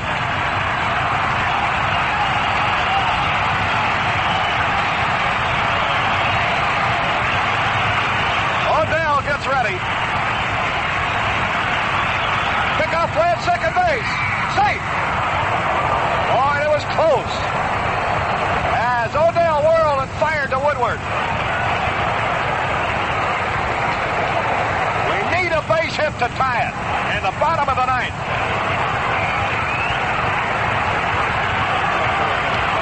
McCarver digs in. Buchek will be next. Here's the stretch. Now the pitch. Popped up in foul territory, out of play. Strike one. One strike and no ball. Odell crowded McCarver with that one. Jammed him, as it were. McCarver hitless. Cardinals need a base hit. Woodward doing a good job of holding Johnson close. Now the signal given.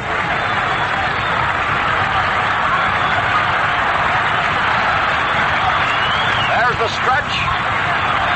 The hesitation. The pitch to McCarver. Ground ball to the second baseman. That'll be easy. Over to first in time. Alex Johnson goes to third. It's all up to Buschek now. The tying run at third with 2 out.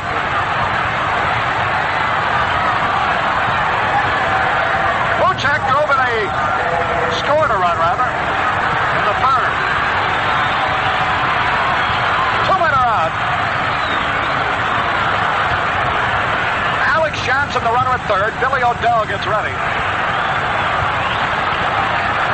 Bob Gibson would be the pitch hitter next. Now the delivery. Wrong, and he missed. Strike one. 1 strike, no ball. The tying run at third. 2 out. Buschek gets set. Eddie Matthews guards the line at third. There's a pitch. Low inside, and that evens it up. 1 ball, 1 strike. Does this guy ever make a wild pitch? Sure use one. 1 ball, 1 strike. Billy Odell ready. Now the pitch. Swung and he missed. Strike 2. Now when he falls in the hole, 2 strikes, you're in trouble. Come on, Jerry. Just a little piece. Jerry Buschek waiting. Here's the windup. The pitch. A little pop fly. Shot right. It might drop. It does. The game is tied. A little pop fly over the first baseman's head. Holy cow.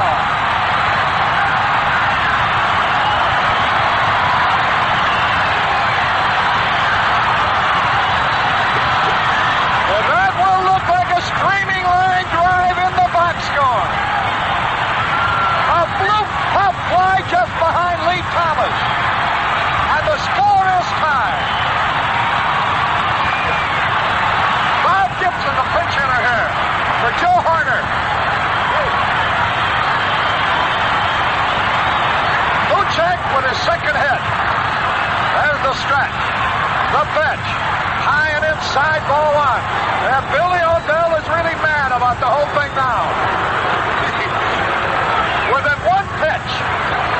And Buschek hit a little pop fly over the first baseman's head. Pitch to Gibson. Tried to stop his swing, but he had gone around.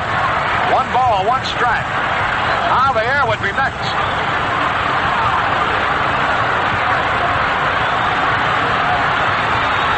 Now the signal. This crowd got a roar out of that. Pitch to Gibson. Swung and he missed. Foul tip making. Strike 2. 2 strikes and a ball. I can imagine how proud men like Gussie Busch, Jim Hickok, and Dave Calhoun, and there's many other associates. Here's the pitch. Popped up. Cepeda coming over. Under the ball, and he has it. Woodward foul to Cepeda. And it's 1-2-3, nothing across. We go to the bottom of the 9th. Atlanta 3, Cardinals 2. Baseball's a game of timing. Hitting, base stealing, the double play, all depend on timing. Busch depends on timing, too, to make a better beer. We give Busch enough time to carbonate itself slowly and naturally. This in-brewed carbonation makes Busch a smoother, more natural-tasting beer. Of all the popular price beers in America, only Busch has in-brewed carbonation. All right, here it is, the first pitch to Charlie Smith. It's a strike call, the fastball. Belt high. Billy O'Dell allowed a broken bat hit to Shannon in the 8th, and that's all. Now he's got Charlie Smith up there. Here's the pitch. He swung and he missed the screwball. And he missed that one a mile. 2 strikes, no ball. All game in the 9th. 3-2 Atlanta. Redbirds led 2-0 earlier. Now the signal given. There's the pitch. He struck him out swinging. Smith goes down swinging. Here's Alex Johnson now, nothing out of 3.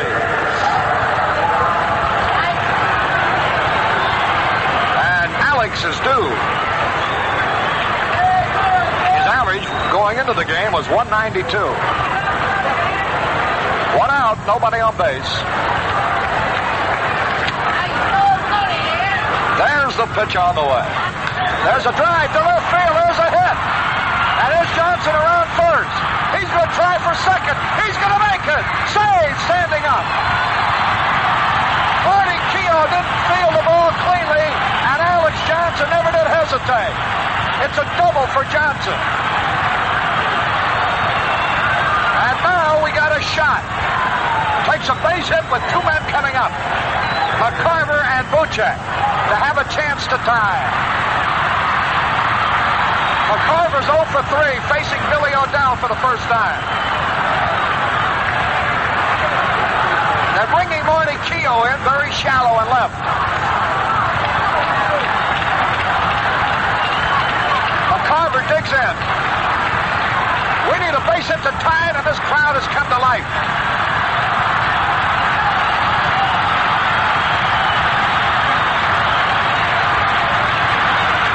O'Dell gets ready. Pickoff play at second base. Safe. Boy, it was close. As O'Dell whirled and fired to Woodward. We need a base hit to tie it in the bottom of the 9th.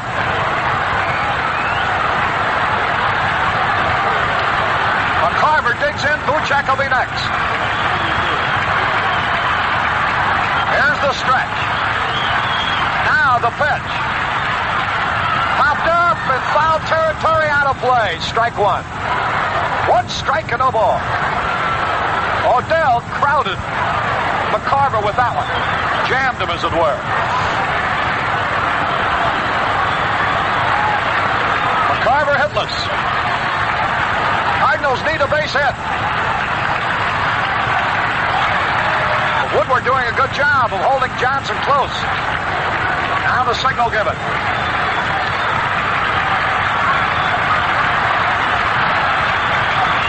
There's the stretch. The hesitation. The pitch to McCarver. Ground ball to the second baseman. That'll be easy. Over to first in time. Alex Johnson goes to third. It's all up to Buchek now. The tying run at third with 2 out.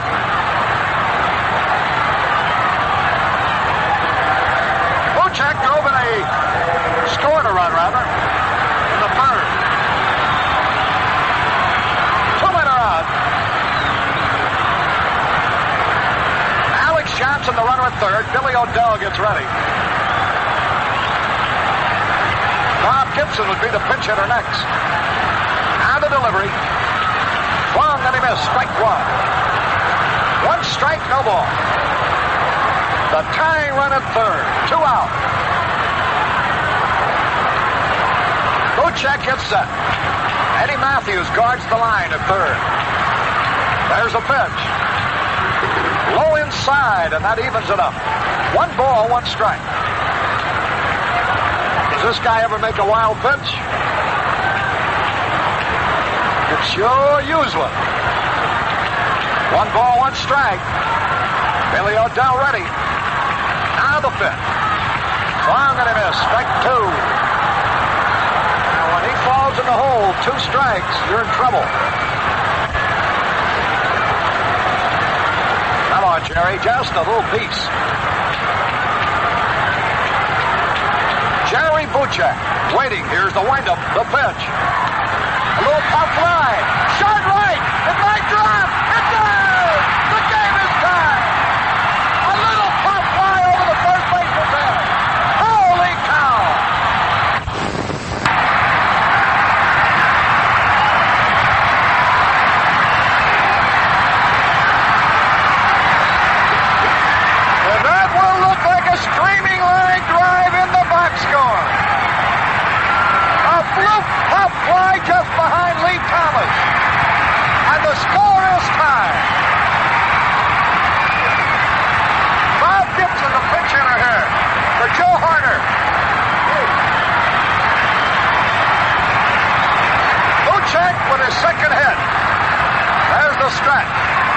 pitch.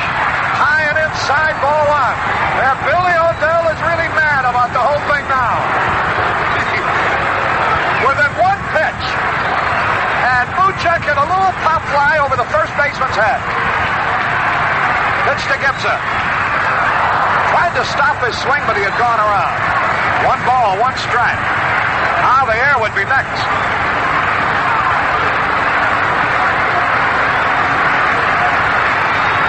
Now the signal.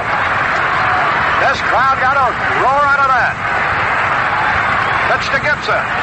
Swung and he missed. Foul tip making. Strike 2. 2 strikes and a ball.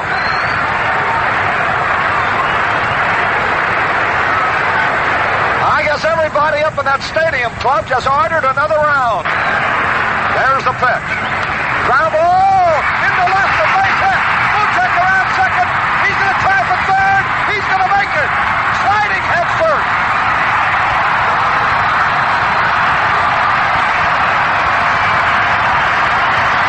And here's Javier with a chance to win it.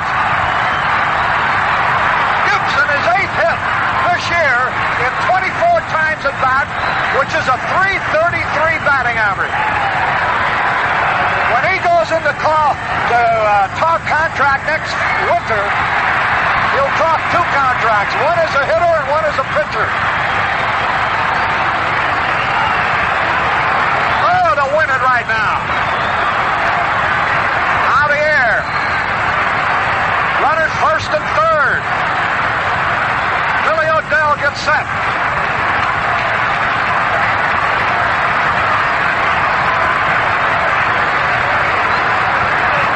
Time call.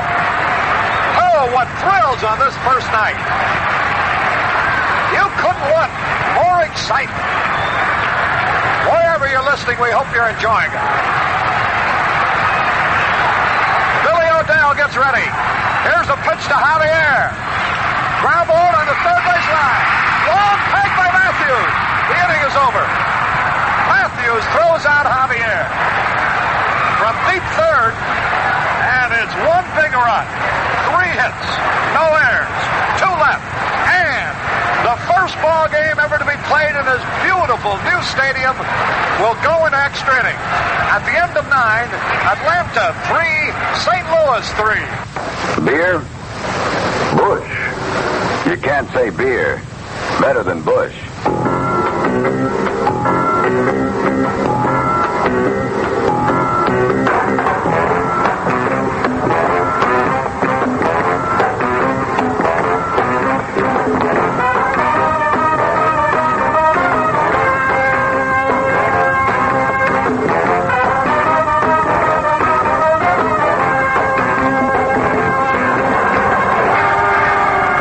Time to take it easy. Time for a beer. You can't say beer better than Busch. Because Busch is brewed the way beer was meant to be brewed. By Anheuser-Busch. The people who care as much about good beer as you do. So when it's time to take it easy, time for a beer, make it Busch. You can't say beer better.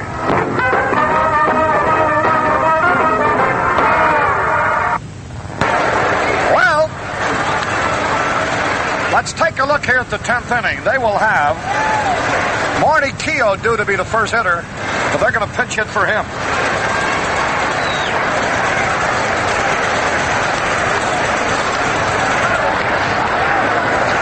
Looks like Rico Carty, right-handed batter. That's who it is. Rico Carty will be the pinch hitter for Marty Keough. So Woodishik will have Carty, then O'Dell, and then Geiger to pitch to. Hal Woodishik, the new pitcher. So that whoop single by Jerry Buschek takes Tracy Stallard off the hook. He can't be the pitcher of record. Neither can Joe Horner, who retired 4 men in a row and again did a fine job. And well, I tell you, that Horner keeps doing everything expected of him. And Ray Washburn, although he can't be rewarded with any victory, can't lose either, although he was never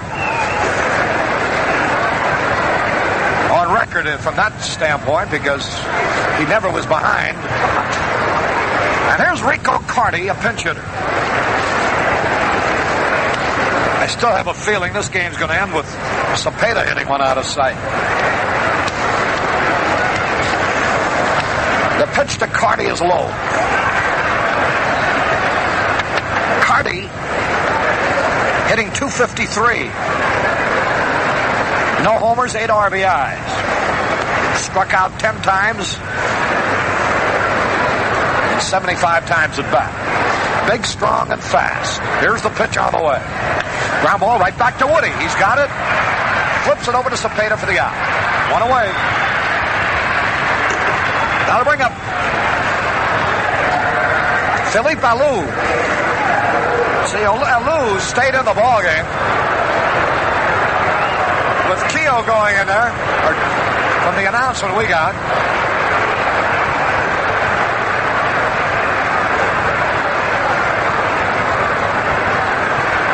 And Alou swings and foul tips. Philippe, happy birthday and all that jazz, but forget it, baby. You've had enough.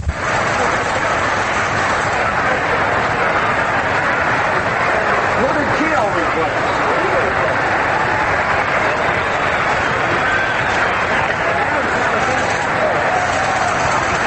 Well, it was Henry Aaron who left the ball game.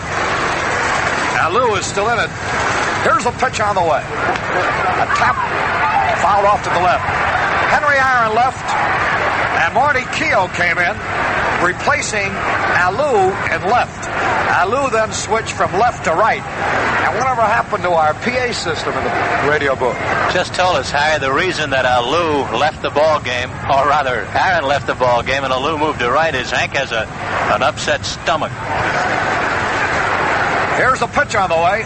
Ground ball. He won't hit any homer this time. Javier's got it over to first in time. So they finally get that Felipe Alou out. And his fellow Dominican, Julian Javier, throws him out. With 2 gone, here's Gary Geiger. Looking ahead to the Cardinal 10th, it'll be Shannon, Flood, and Cepeda.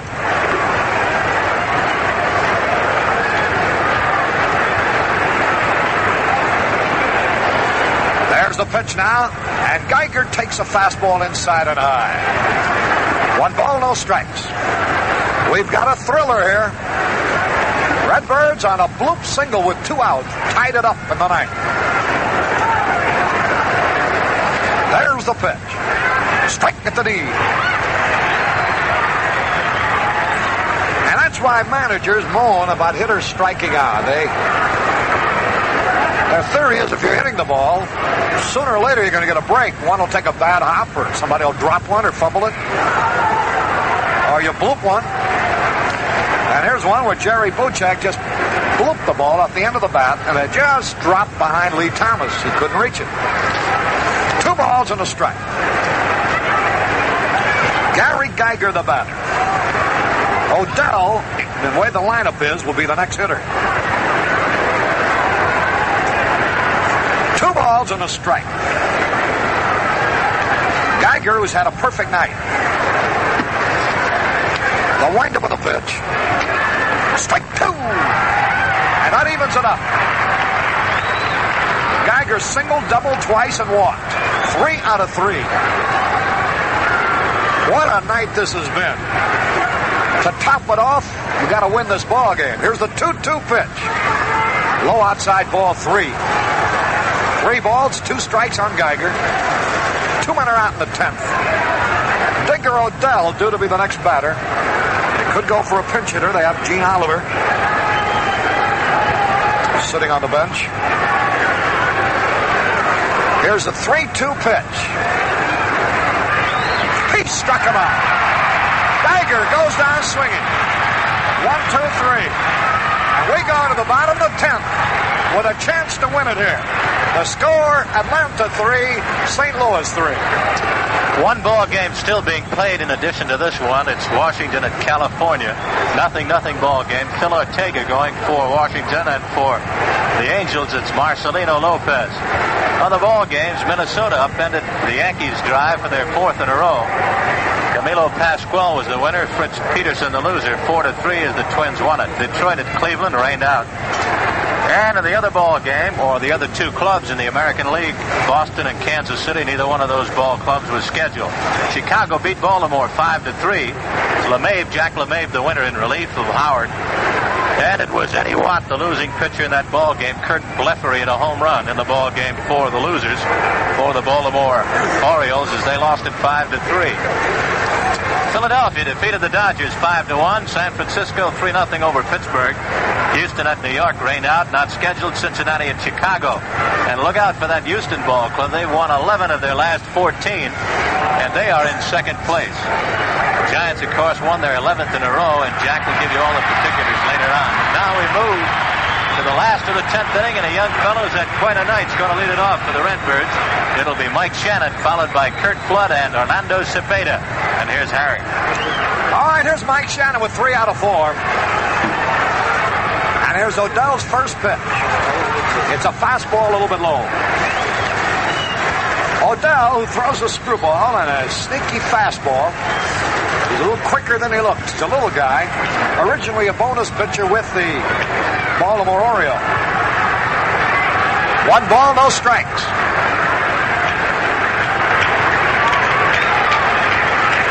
There's the pitch to Shannon. Ball 2. 2 balls, no strikes. Shannon, Flood, and Cepeda. And if anybody gets on, Charlie Smith. 2 balls, no strikes. Shannon waits. Digger Odell gets set. Now the pitch on the way. Fouled it back, and he had a good cut. Shannon, who really gets a good swing against southpaws.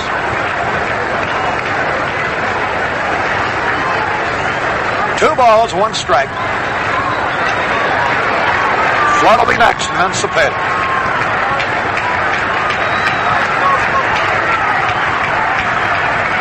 Now the signal given. There's the pitch. A bouncing ball to Eddie Matthews. He's got it across the diamond in time, and Shannon bumps into Lee Thomas, who had to come off the bag to make the grab. Well, he was in the way. You're entitled to hit him. Here's Flood, 1 gone. Cepeda would be next. Now the windup by Odell, the pitch. There's a drive foul into the left field corner, out of play. Well, straighten out. That would have been far enough. It's 330 down each line, 386 in each left center, and 410 in direct center field. 1 out, nobody on. There's the pitch. He threw it over Flood's head back to the screen. 1 ball, 1 strike. Kirk drove in a run in the 3rd inning. Carty's playing left field now. Allou's in right. Geiger in center. Here's the pitch. Ooh, that's that screwball hanging outside. He almost chased it. Rico Carty playing left. Felipe Alou's in right. Gary Geiger in center. 2 balls and a strike on Kurt Flood. There's the windup and the pitch. High, ball 3. 3 balls and a strike. Cepeda would be next.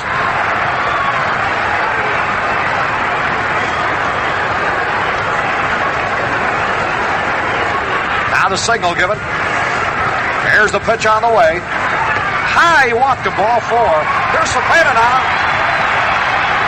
The winning run at first with 1 out. Come on, Orlando, hit one between them. And a very fast man at first base.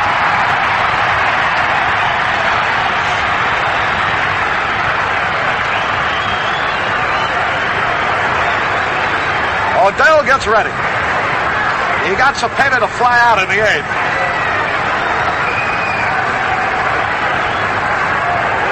There's Flood a lead. Here's the stretch. And the pitch to Cepeda. High inside. 1 ball and no strike. Cepeda.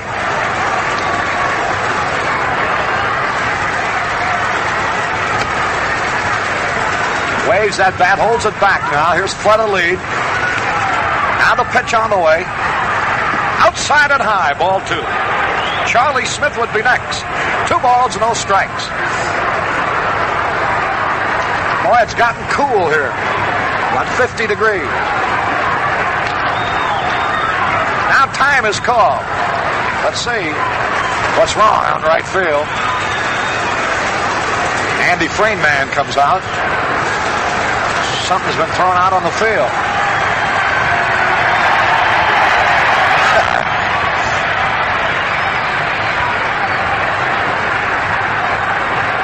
Two balls, no strikes on Cepeda. Billy O'Dell's pitch. Ball 3 is high. 3-0 now. And he looks down. They might turn him loose. Because it takes an extra base hit to win it anyhow. With a runner at first and 1 away. Cepeda digs in.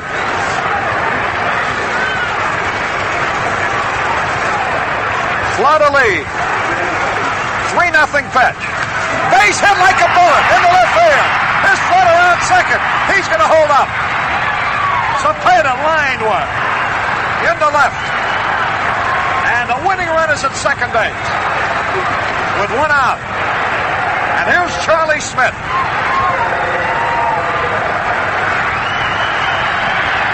What a thrilling, exciting night. And here comes Bobby Bragan out. That might be all for Billy O'Dell. 2 right-handed batters coming up. Charlie Smith and Alex Johnson.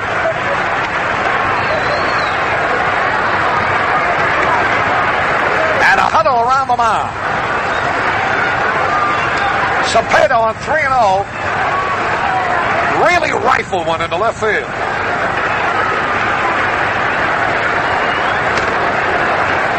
That's going to be all for O'Dell, it looks like. And let's see who they're going to bring in here.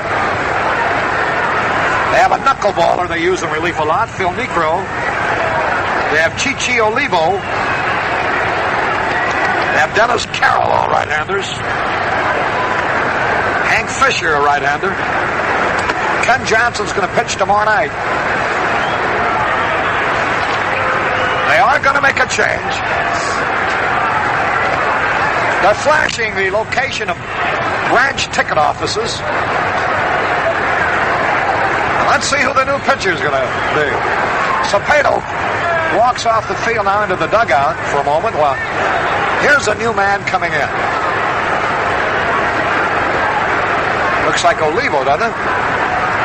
You know, you have to almost feel a little for the performance of Billy O'Dell, Harry, because he came within 1 pitch of picking up his 5th save on the year, as it appeared as though he got the ball just a little bit too far out over the plate on Jerry Buchek as he attempted to jam him.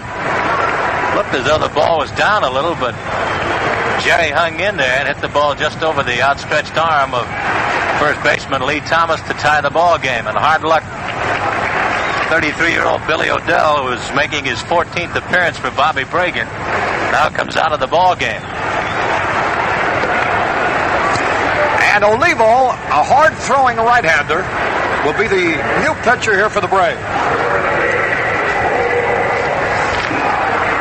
So O'Dell leaves after 2 1/3 plus 2 hitters, and he allowed while he was in there 5 hits, fanned 1, and walked only 1. But should Flood score from second base, he would be the losing pitcher. So Chichi Olivo, who has pitched a lot lately for Bobby Bragan, comes into the ball game, right-hander. The last time Olivo worked, well, as a matter of fact, he has worked in the last 4 straight ball games. Worked in the doubleheader against Cincinnati and worked in the final game against Cincinnati. Pitched 2 innings and held things down for Tony Cloninger, as Cloninger was the winning pitcher. Tony is record 3-3. So Oliva is there, and he is ready.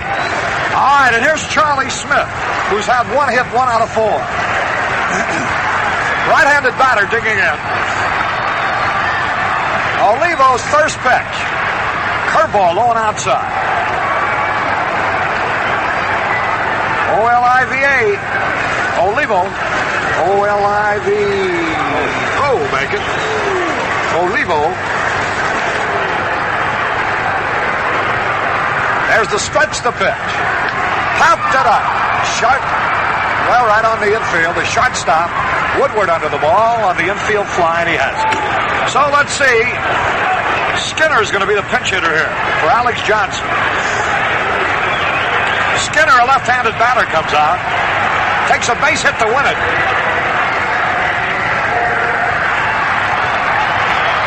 Bob Skinner, who's had 3 out of 14.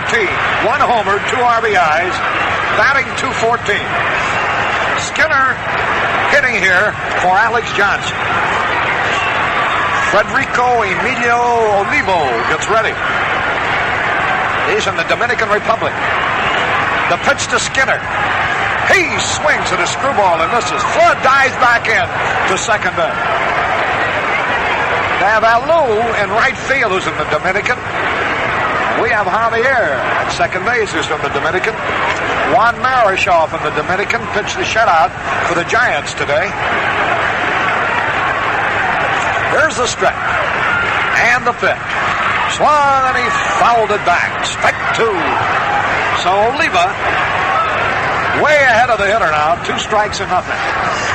The winning run's at second base, but there are 2 out. Olivo fooled Charlie Smith and got him to pop up. Olivo's 1-1 loss now. Here's the pitch swung. High drive in the left. That'll be an easy out. Carty getting under the ball, and he's got it to retire the side. So pinch hitter Skinner flies out, and the Cardinals threaten but don't score.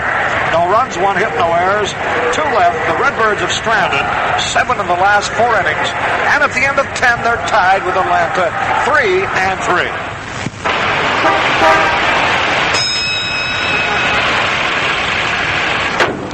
Been in a DX service station lately?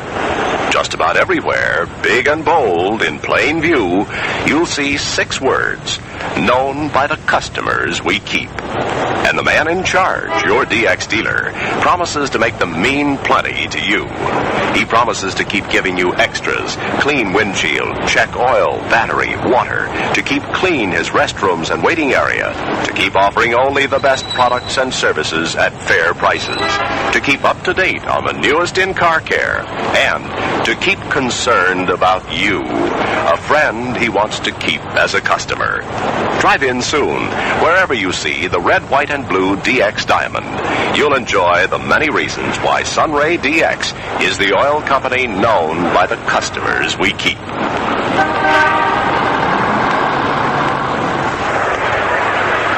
Let's pause for identification. This is the Cardinals Baseball Network.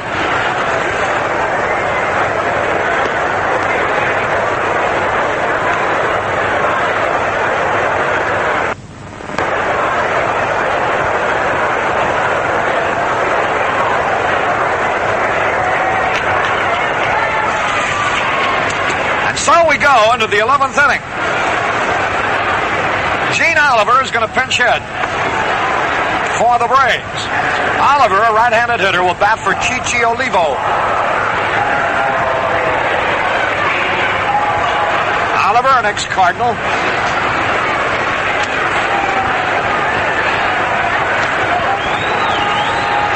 Oliver has had 3 hits so far this year and 21 times at bat.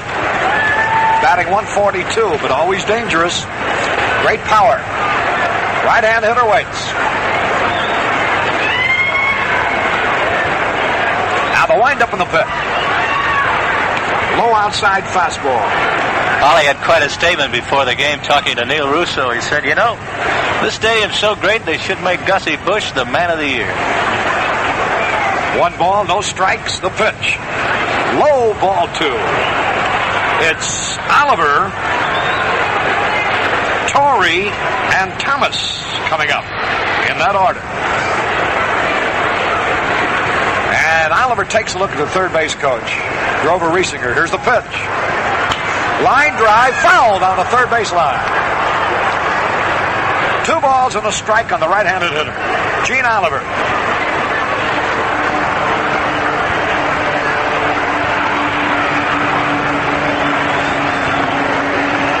Oliver, 31 years old now.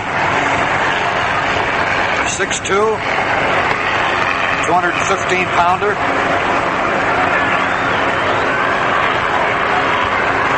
Now the pitch. Ball 3.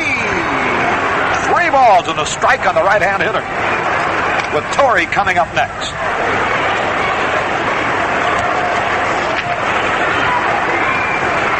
Oliver was swinging with 2-0, and so the indication is he'll be swinging with 3-1 if it's in there.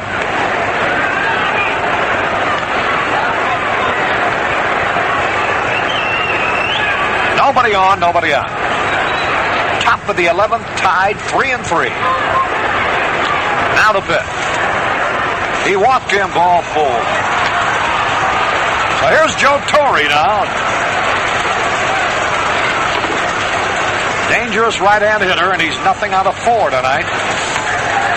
Lee Thomas, a left-hand hitter, will be next. Let's see if they're going to have a pinch runner for Oliver.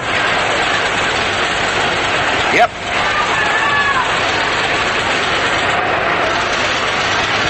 Alomar, it looks like.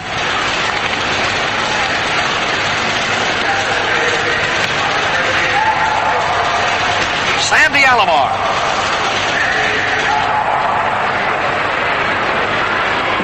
Running for Oliver, who walked. Here's Torrey digging in.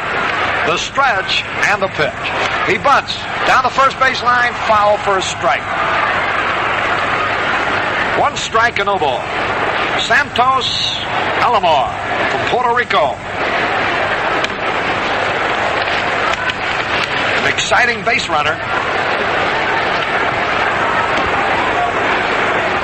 Fine fielder, but not much of a hitter. So Alomar carrying a lot of speed at first base. Joe Torre, the batter, the stretch. Here's the pitch. There goes a runner. Swung, miss, or did he foul tip? As the runner breaks for second base and makes it, it was a foul tip.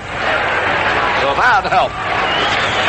2 strikes and nothing on Joe Torre, who chased a pitch into the dirt that time. Alomar, very fast, and he'll try to steal on you. Woodishik getting ready. Joe Torre, the batter.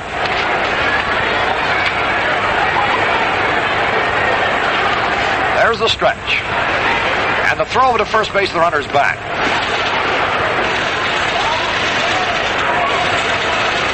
The pitch to Torre. Double play ball. Javier up. Second one. First. Hey, great play by Cepeda. Double play. The throw was bad. Cepeda came off the bag, grabbed the throw with one hand, and tagged Torre. So it's a double play. From Javier to Buchek to Cepeda. Cepeda had to come way off the bag to the home plate side and tag Torre coming down the line. So it's 4-6-3, a double play. Here's Lee Thomas, left-handed batter, the pitch. Swings and he foul tips. 1 strike.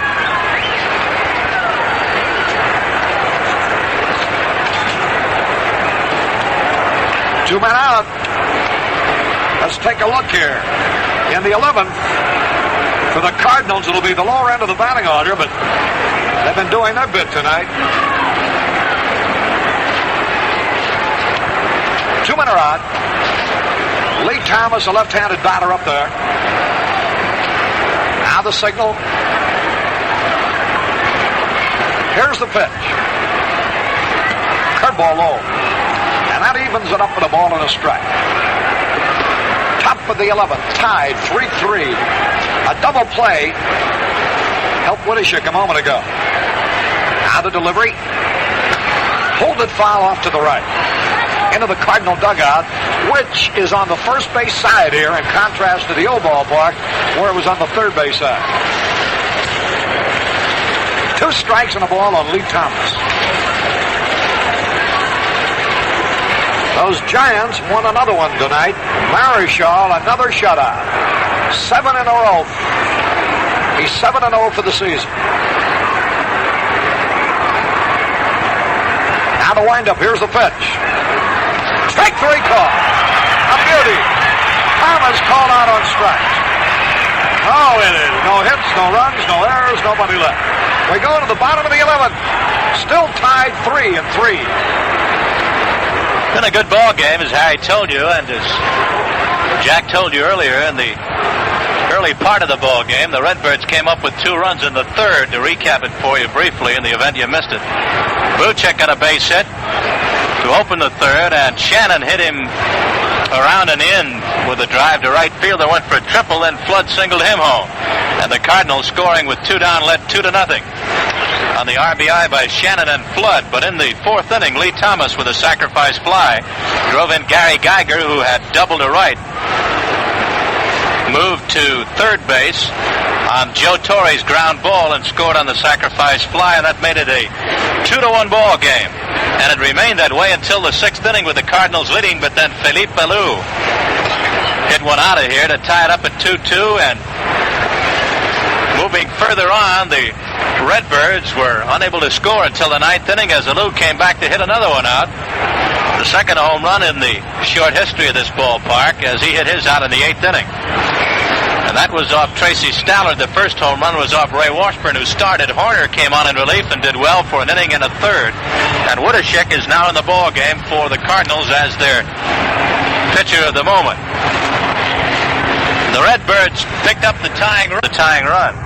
That's the way she stands right now, as the Cardinals get set to move to the plate here in the last half of the 11th inning and look for their first victory in the new park.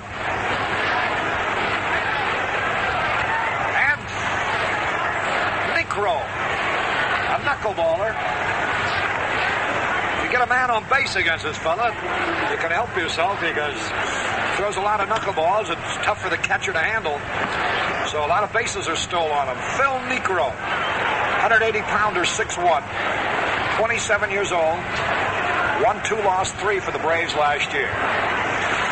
He, too, has worked a lot lately, Harry, as he has worked in 4 of their last 5 ball games. He had a day off in the final game against the Reds, which was won 8-1 by Atlanta, but in the doubleheader prior to that, he worked 2 innings in the first game, gave up 5 runs, and he worked 2 innings in the second game, gave up 3 runs. Actually, 3 in the first game and 5 in the second. So he and Olivo have really worked a lot for Bobby Bragan, and he comes on now to pitch to McCarver. All right, Tim McCarver, who's been hitless, leads it off.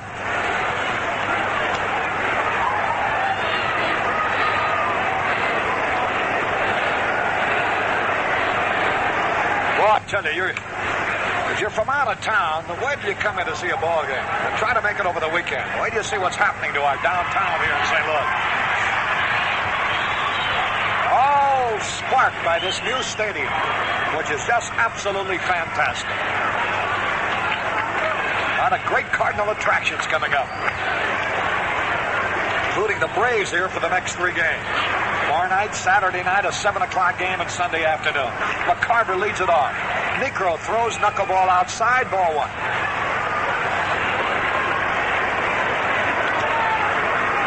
McCarver's 0 for 4. Good spot to hit one. Now the windup by Niekro, the pitch. There's a drive, deep right center, way back, but it's going to be caught by Alou at the warning track. Now there's one where this ballpark hurt us. At the old ballpark, that would have been a home run. 1 out, and here's Buchek, who blooped the single that tied up this ball game and gives the Cardinals a chance to still win it. Woodashek will be next. There's a pitch. He dribbles 1 foul off to the left. 1 strike, no balls, 1 out. 11th inning, tied 3-3. You couldn't have written a script for a more exciting evening than this one.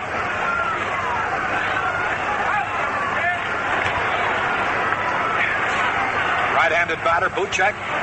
There's the pitch. He swung and missed a knuckleball. 2 strikes and a ball. Looking ahead. Now the pitch. Inside and high. Well, Jerry was behind with 2 strikes that last time when he got the base hit that tied it up. Niekro. knuckleball specialist. There's the pitch. Low outside. That evens it up 2 balls, 2 strikes. This fellow throws hard knuckleballs and soft knuckleballs. 1 gone. There's the pitch. And a little tap down to the shortstop. Up with it. There's the bag in time. 2 away. And here's Woodishick. Will bat for himself.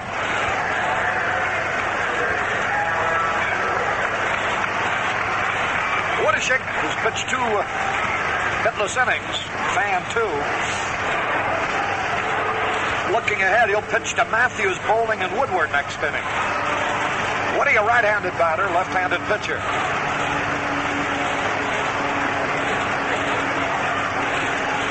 Eddie Mesher with us up here. Here's a curveball low and outside, taking care of the press as he, the radio and the TV, as he always did in the old ballpark. Now the pitch is low, ball 2. Good friend Emma Bach, who we missed from the old ballpark, is on hand here. There's a strike call. 2 balls and a strike. Woodishick the batter. Necro's pitch. And he sliced it foul into the stand. 2 balls, 2 strikes. Well, I hope you'll be with us tomorrow night or Saturday night. Where did you see this ballpark? 2-2 pitch. Fly ball left center. That might be between them all the way to the wall. Woody's around first. Woody's way to second. He's around second. He's going to hold up. A double for Woodishick. And boy, he's out of breath. Woodishick doubled between them. And here's Javier with a chance here to win it. Cooley made the final out in the 9th.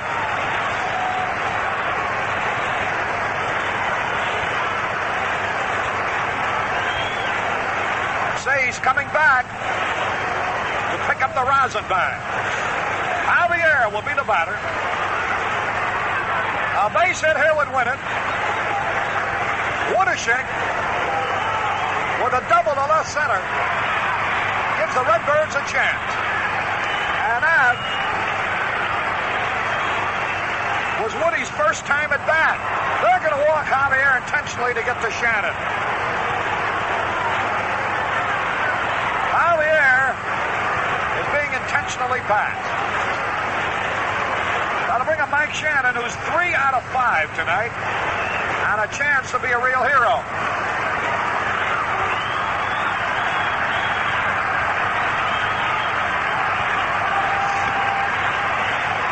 So Javier at first, Woodishick at second. The Cardinals aren't substituting for Woodishick because they want to keep him in there with Matthews leading off. Swung and he fouled it back, strike 1. Shannon fouled the first pitch back.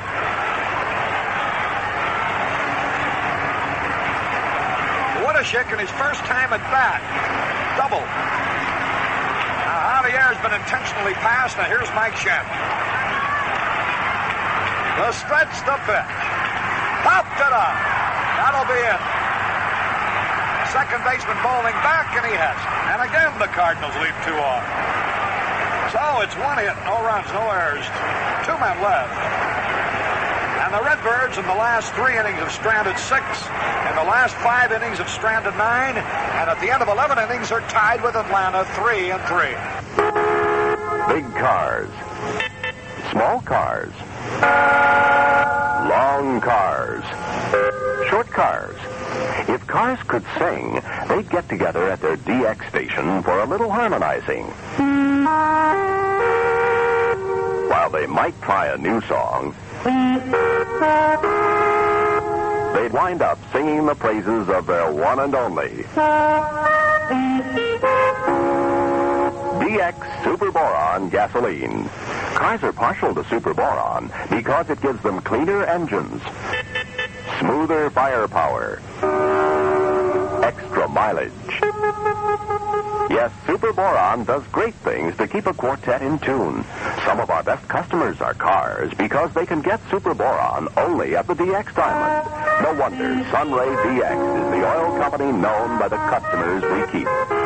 In perfect harmony. If the Cardinals can hold them here, in their half of the 12th, they'll have Flood, Cepeda, and Smith. And if anybody would get on, Brock. Certainly the best part of their batting order. Cardinals have out hit them 11-6. Boy, we've really stranded some men. They've only left 5 men on base. Cardinals have left 6 in the last 3 innings and 9 in the last 5 innings, and a total of 11. So here's Eddie Matthews. And here is the real long ball threat in this inning. Matthews 1 out of 4. Woodishick getting ready. Rock is playing left. Flood's in center. Shannon's in right. Viola. Here's the pitch. Curveball low. 1 ball, no strikes. Matthews out on strikes, lined hard to right, singled and popped up. Woodishick's pitch. Low, ball 2. He walked the leadoff man in the 11th and got out of it when Torrey grounded into a double play. 2 balls, no strikes here. Eddie Matthews. And the pitch. He swung and he missed the fastball. 2 balls and a strike.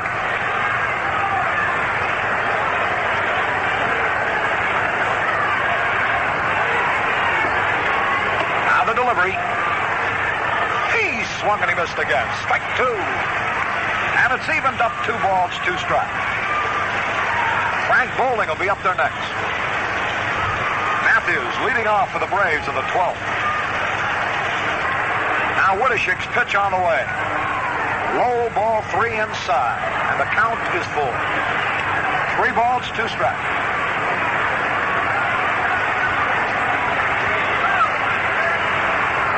Woodishick gets set. The 3-2 pitch to the left-handed batter is on the way, and he walked it.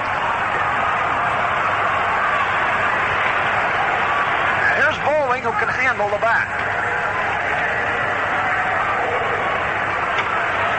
Frank Bowling sacrificed in this sort of a situation in the 7th. Right-handed batter up there. Woodishick gets set. Now the stretch. Matthews will lead. Here's the pitch. There goes the runner. Bunt and run play, and he bunts foul. They hit and run with a bunt on. To make sure they got him down there.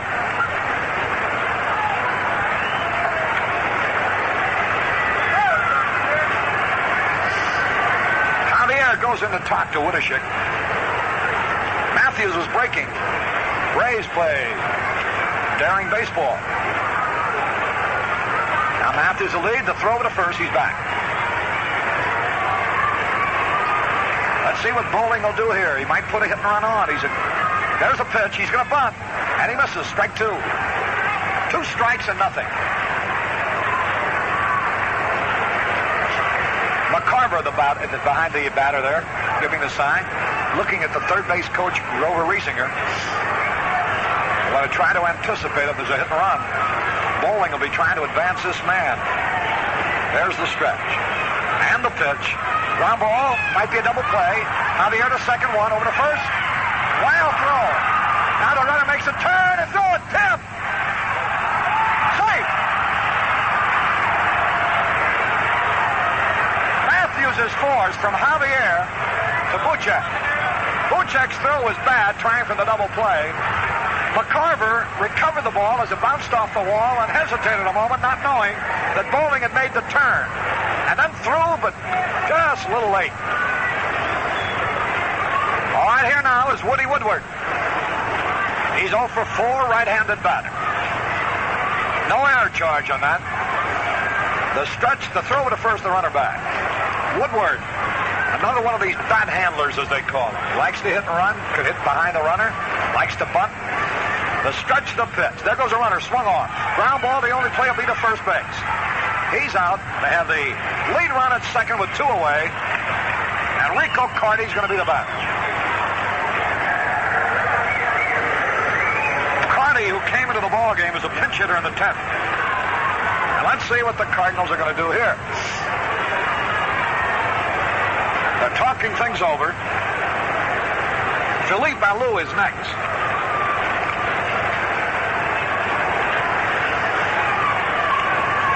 So it's up to Woodashik here to get Carty out. Rico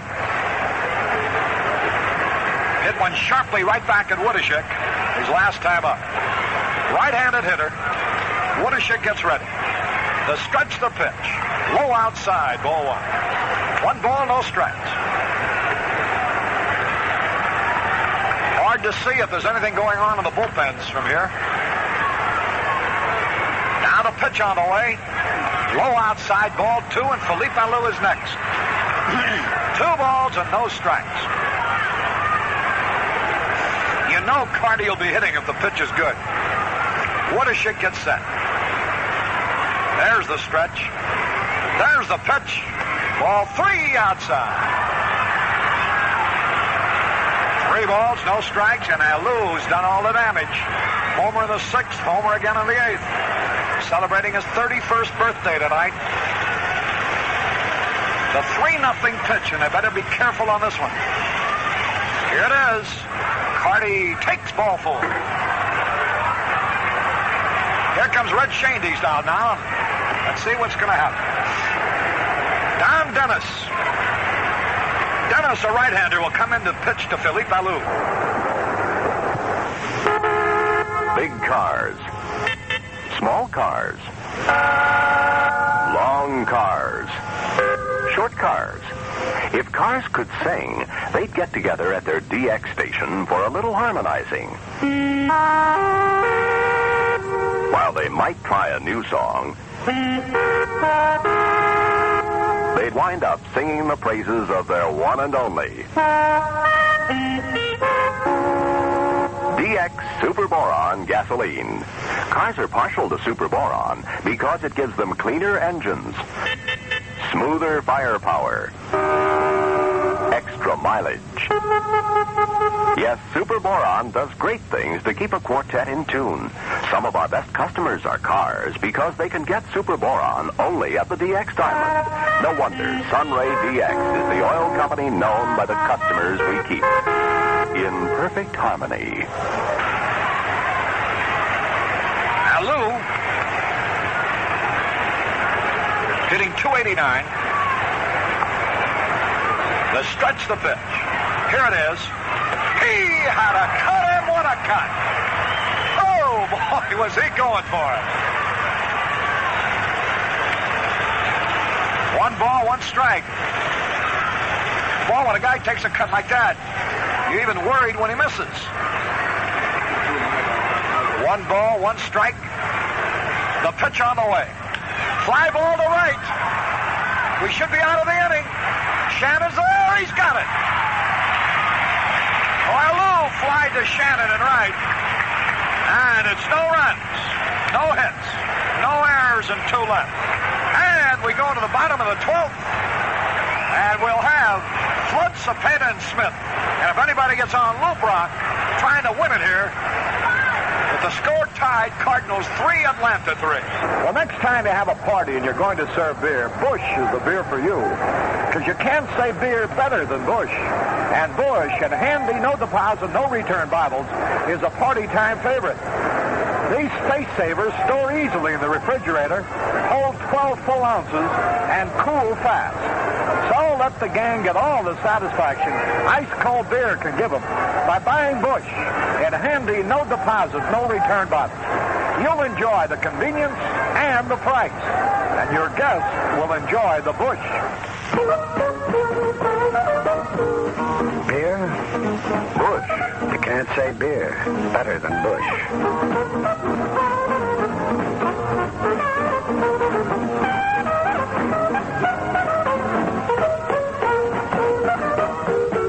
time to take it easy.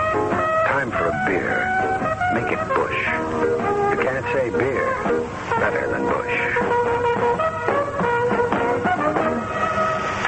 Kurt Flood to lead it off in the bottom of the 12th. Phil Necro's first pitch is a knuckleball low, ball one.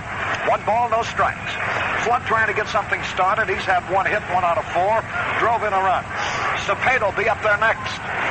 There's the wind, and now the pitch.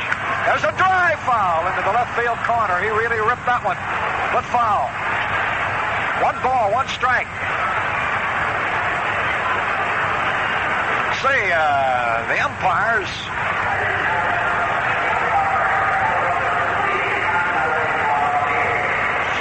Some announcement about the umpires requesting him not to throw things on the field. 1 ball, 1 strike on Kurt Flood. Well, we've had enough thrills. Let's win it here. Here's a pitch. Oh, it hit him. Hit by a pitch ball. That's a good pitch to take off the side of the helmet. A floating knuckleball. And there is Flood on at first base. He took it off the helmet. And here's Cepeda now. Let's see.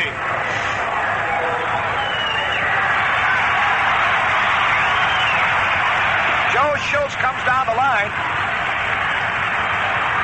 Cepeda doesn't know the sacrifice sign. He never has had a sacrifice in his life.